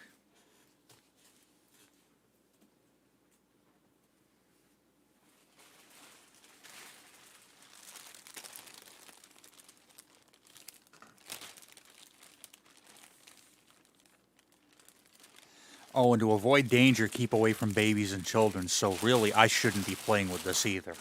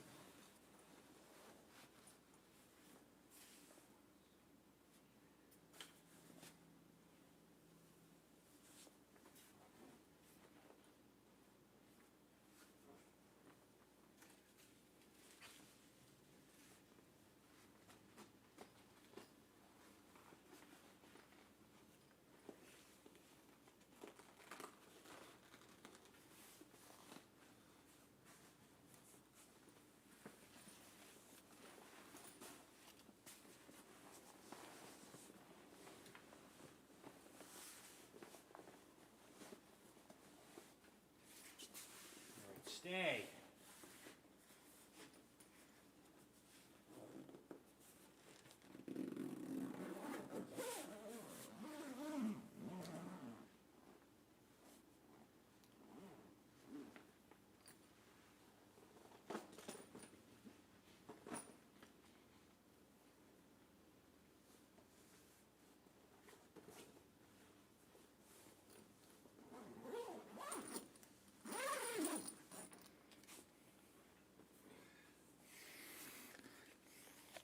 Yeah, so there's plenty of room, like in the back and on the side. You probably could fit the RD-2000 in here comfortably. I think it would be nice if there was a couple extra pieces of foam that I could stick, like in the back or on the sides, like to kind of snug it up a little bit. Or if there were some, straps like there are on the Gator case. Actually, why don't I pull the hydrosynth out and I'll show you the Gator case that I have for it.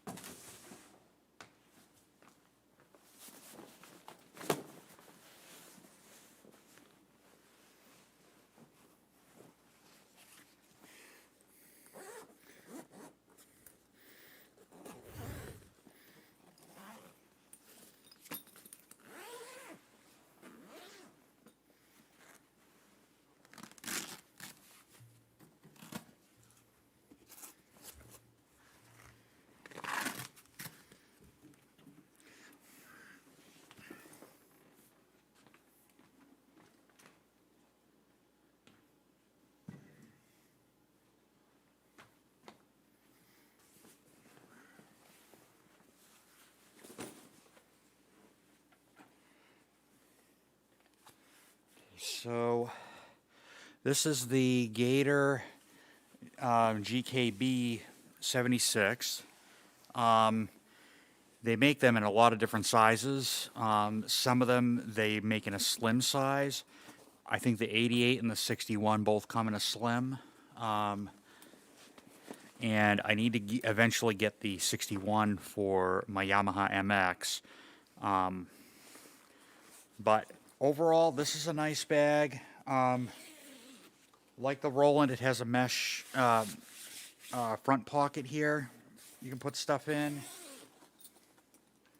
You know, things like your, a folder that has like set lists, charts, whatnot.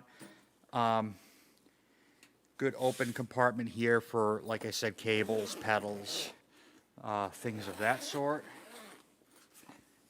And then we get to the bag.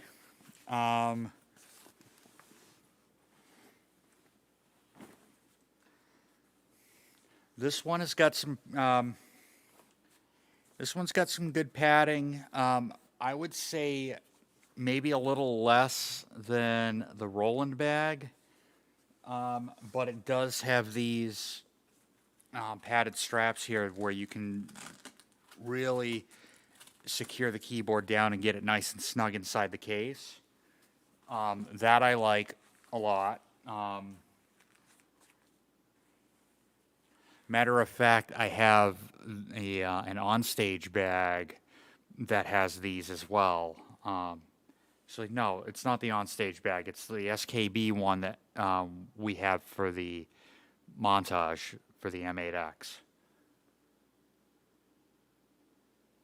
But yeah, these, I mean, I wish, it would have been nice to see these on the Roland, especially where you've got, so much room in the back. But it's not to say that I couldn't Velcro in, some pieces of foam and really get it to form fit the RD-88, a little bit better than it is. But I also have that piece on the side that I pulled out that I put back in. That I'll have to do on the floor. I'll have to just adjust that to get the piano to fit in there.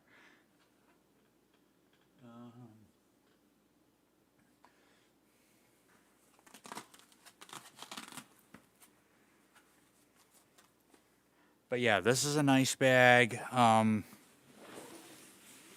get out of there. Yeah, this one's a nice one.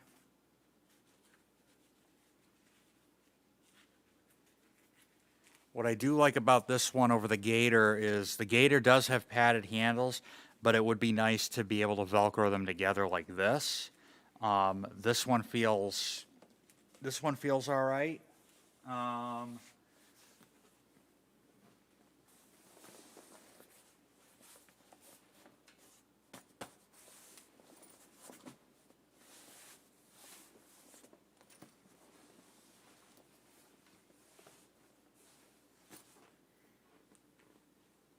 Yeah, handle is nice and comfortable, nice and big. Doesn't feel like it's going to rip my hand apart like this kind of webbing material, like if I were to grip it from there. But yeah, overall, I'm really happy with this piano. I don't have a show until the 10th, but I'm going to be on vacation. Actually, I'm going to be away next week. Going to Newport, Vermont to run sound for a one-day Christian music festival up there, and I'm going to be up there for the whole week, working up there. And then the following week, I'm going back down to New Jersey to visit some friends, and I will be gone from the 5th through the 9th. I don't have a show until the 10th. So what I'm going to do between now and when I leave for Vermont is I'm going to basically just set up some scenes in here. And I might do that on stream. I don't know, maybe tomorrow if there's not anything else going on. I think that will happen. As far as any future videos, any future streams, I plan on doing an all playing, no talking on this one, on the RD. I do want to do one on the I do want to do a couple videos for the MX61 like I had talked about with the montage. Just depends on when I want to get that done. I would also like to tackle looking at the Hydrosynth Deluxe that I pulled out. I do have a bunch of other, things that I want to do. I also want to look at some of the other instruments that I have and do, an overview and do an all playing, no talking or whatever, and just have some fun and just kind of go with the flow and see what happens. As far as other instruments that I have, I've got quite a few. We did the montage, the church owned montage. Let's see, the MX61, the Hydrosynth Deluxe. This one we're going to do an all playing, no talking, and like I said, I might do a live scene setup thing. I've also got, I have a Korg Karma, I've got an Ensoniq ESQ1, I've got a Behringer DeepMind 12, I've got a Behringer Odyssey. Yeah, off the top of my head, can't really think of anything else that I have. I think those are really the ones that I have.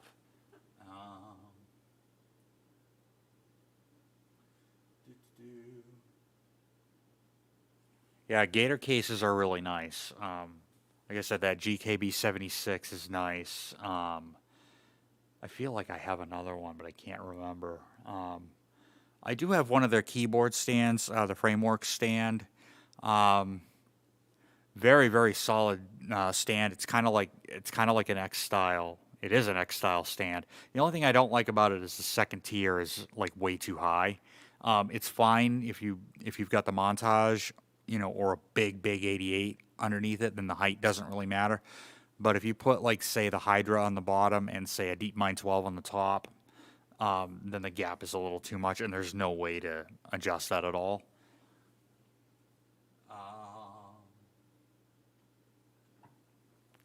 But yeah, yeah, I've got a bunch of keyboards in the back that I will definitely be doing some videos on. I've also got a couple things up here on the desk that you can't see on camera right now, but we'll do some stuff with that. I've got a Behringer 2600 over to my right, and then to my left I've got the Model D. So we might have some fun with those. But yeah, I get all kinds of stuff. I got a couple of Rangers. I don't know if I'll go over them on a live stream. They're older ones. I've got a Roland. Actually, I'll pull it out right now. I had it on one of the pubs, the pub sessions like earlier this week. But I've got the Roland E36. It's actually sitting right back here.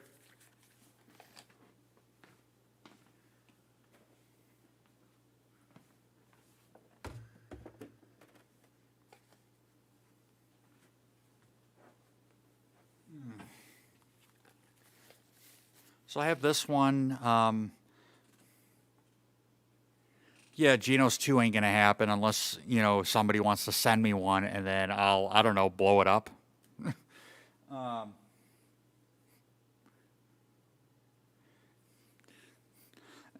No, no, I've got the E36 here, and then I've got a Yamaha PSR 530. Those I use mainly. I'm going to be using these for teaching when school starts back up, and we have people that want to start like piano lessons.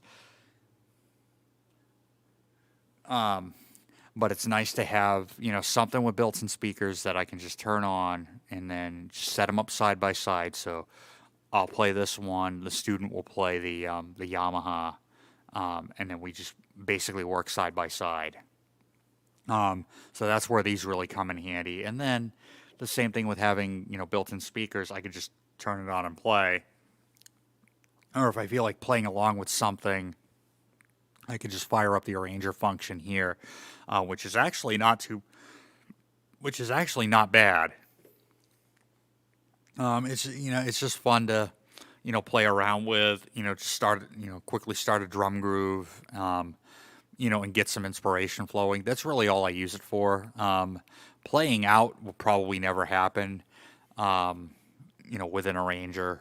Um, but the other thing too is the 530 has some sounds that are unique to it that I like, that I've actually used in a few of my compositions, like on the Walk in the Light album. I forget what song it is. I think it is a song called New Heaven, New Earth. I use a couple of pad sounds from the 530.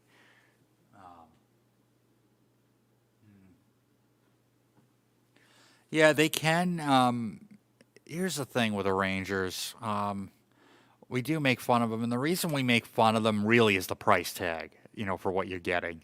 The Genos 2 is about, I would say, about $700 or $800 more than the Montage the M8X, and you've got 76 keys. I think they have aftertouch. It's got a very limited FM engine in it. Um, and for that price tag, you're better off just getting, the M8X.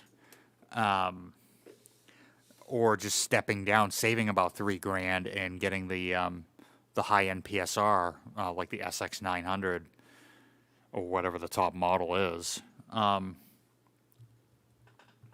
But this General MIDI compatible, GS compatible, so Roland GS, has all 223 tones.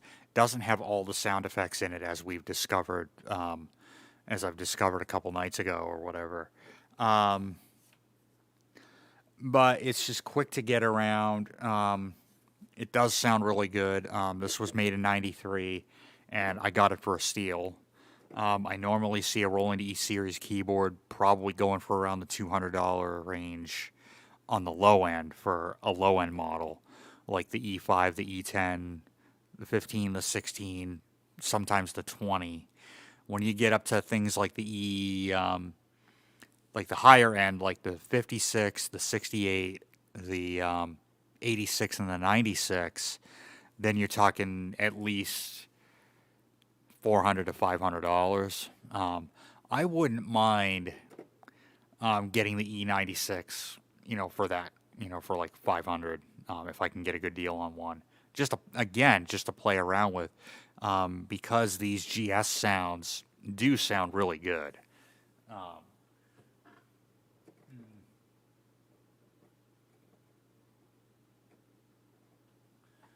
but yeah, the arranger versus the synth, there are different markets. As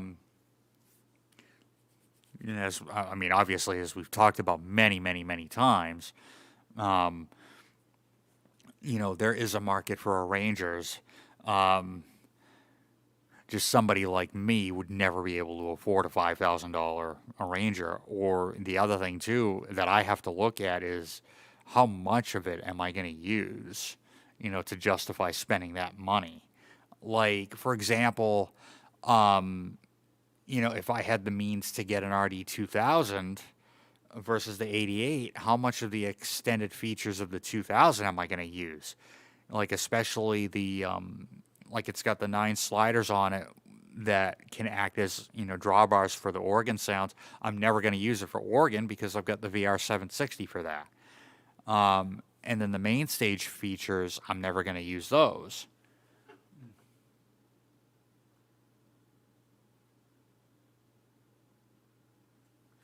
Yeah, I believe the E5, the E10, the E15, and the E20, the original E series, were LA Synthesis.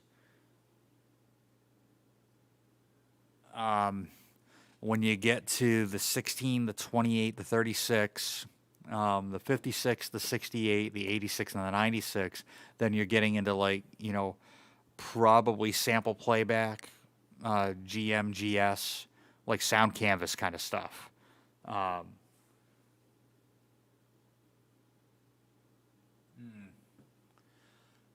but yeah, yeah, exactly, Kosh.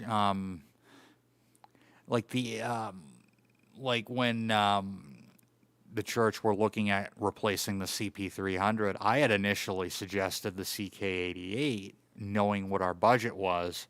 But then they came back, and gracefully and said, no, we want you to have something better than this. So I really kind of weighed my options, and you know what? I thought about, for the price tag of the M8X, um, I really think there's two schools of thought here. There's, the best thing the money can buy, or the best thing you can get for the money.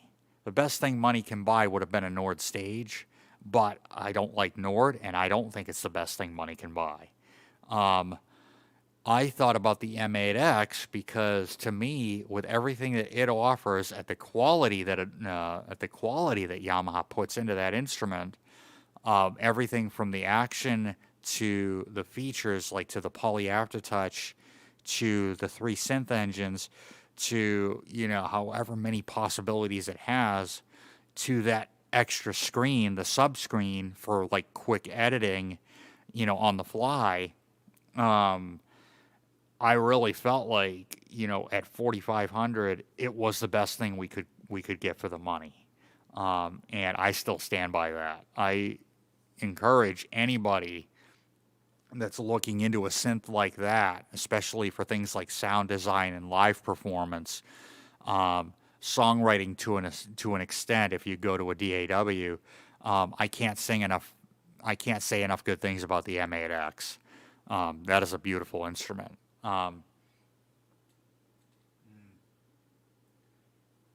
Yeah, I've played a few Nords, and honestly, I never got along with them. I couldn't connect to them at all on a musical level. Um, I played one at Soulfest in 2022, and it was the last time that I'll ever play a backline keyboard. Especially where I don't know the instrument, I don't have time to set it up the way I need to set it up. Especially when you've got a 20-minute changeover. And honestly, the only reason I did was because that set was right after another set that a friend of mine and I had on a different stage. So we literally had to, once we finished that set, grab our stuff and then go up, and then play the following set on the main stage. And I stupidly suggested that my Mo DX, which I was playing at the time, have somebody just take that back to catering while I just go up and get ready to play this other set. It would have taken less time. I really wish I hadn't have done that looking back, because I couldn't find my way around that Nord at all. As apparently as easily laid out and as well laid out as a lot of people say it is, I felt like the Nord stage has just too much stuff on the front panel for what it is. And the text is so small that with 2070 vision, I could barely read anything on it.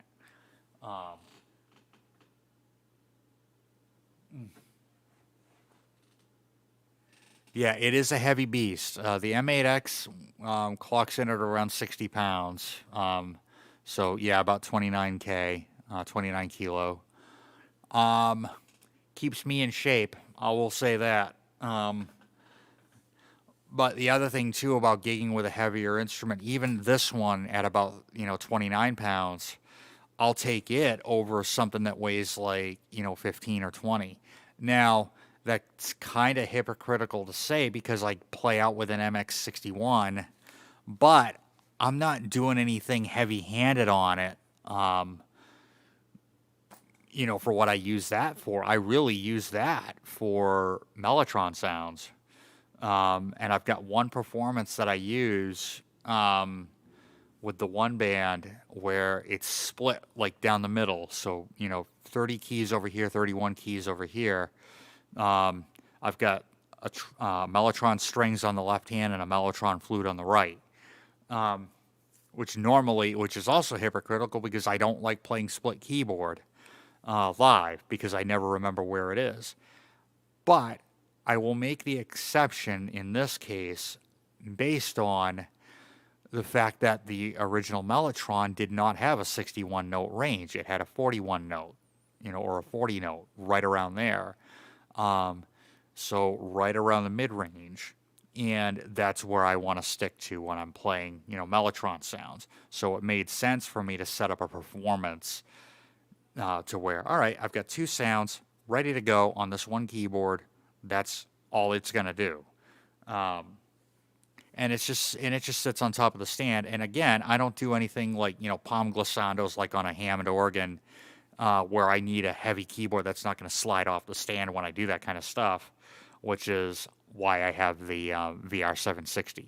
Oh, that I'll do a video on that too. I'll do a live stream on that instrument as well.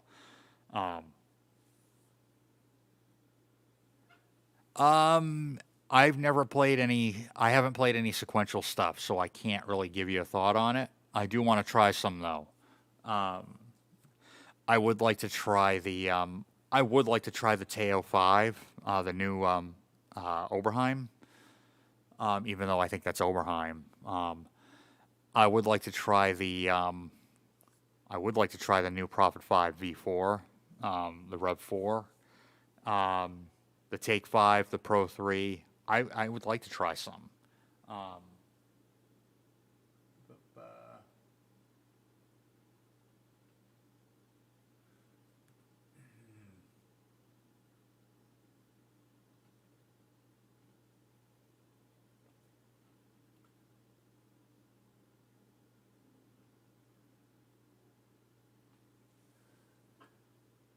Looking at the chat here.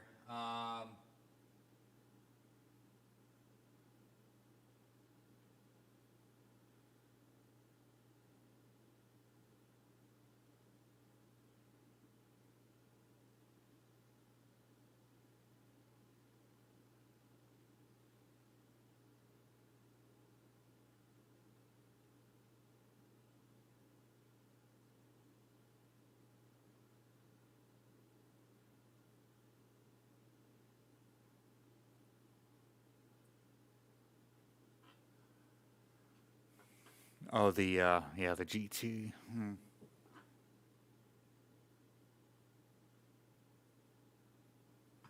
Yeah, they are a bit of a premium brand. Yeah, I was considering when I was looking at when I got the Hydra, there were a couple other things I was considering. I thought about the UBXA, the Behringer. I thought about I did, the idea of getting the Prophet Rev 4 crossed my mind, or even getting a used Prophet X or Prophet 12 crossed my mind. But I think, again, when you're talking about the best thing you can get for the money, I ultimately decided to go with the Hydra Deluxe. Because I think it offered me something different.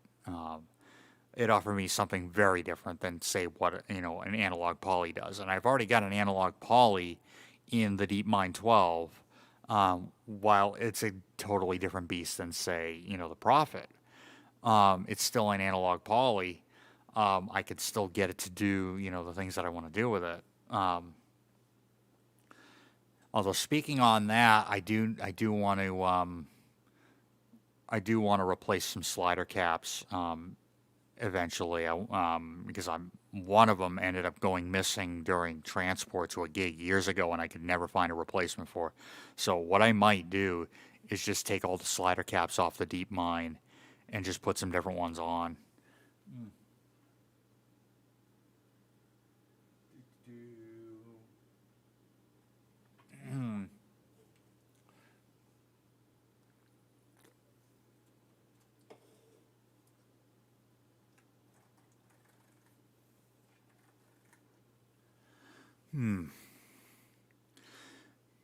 So it's getting around 11:30 right now.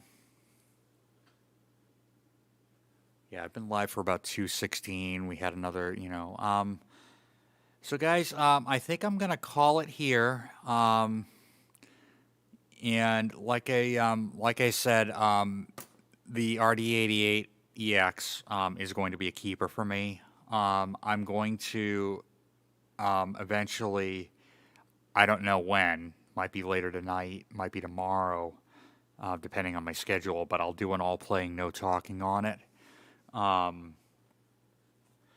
And like I said, I got a bunch of other stuff that I want to get to. But I think for now, at about 2 hours, I'm going to go ahead and call it a stream. I do want to thank everybody for tuning in, and thank you guys so much for the comments and coming in and checking it out.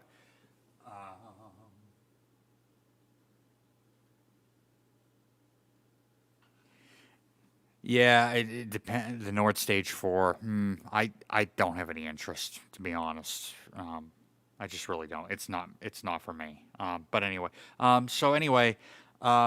go ahead and call it a stream. It was great to see everybody in the chat. Thank you guys for sticking with me and coming in and checking it out. And it was cool to get your thoughts on the RD-88 as well as talking about some other stuff. This was cool. As you can see, I've got I'm still using the free version of StreamYard. I might wind up upgrading, and I don't know. I might turn it into a pub session at some point, but we'll see what happens. We'll see where things go. I won't have a regular uploading schedule because I'm so busy, but when I have the time to do these, I will do them.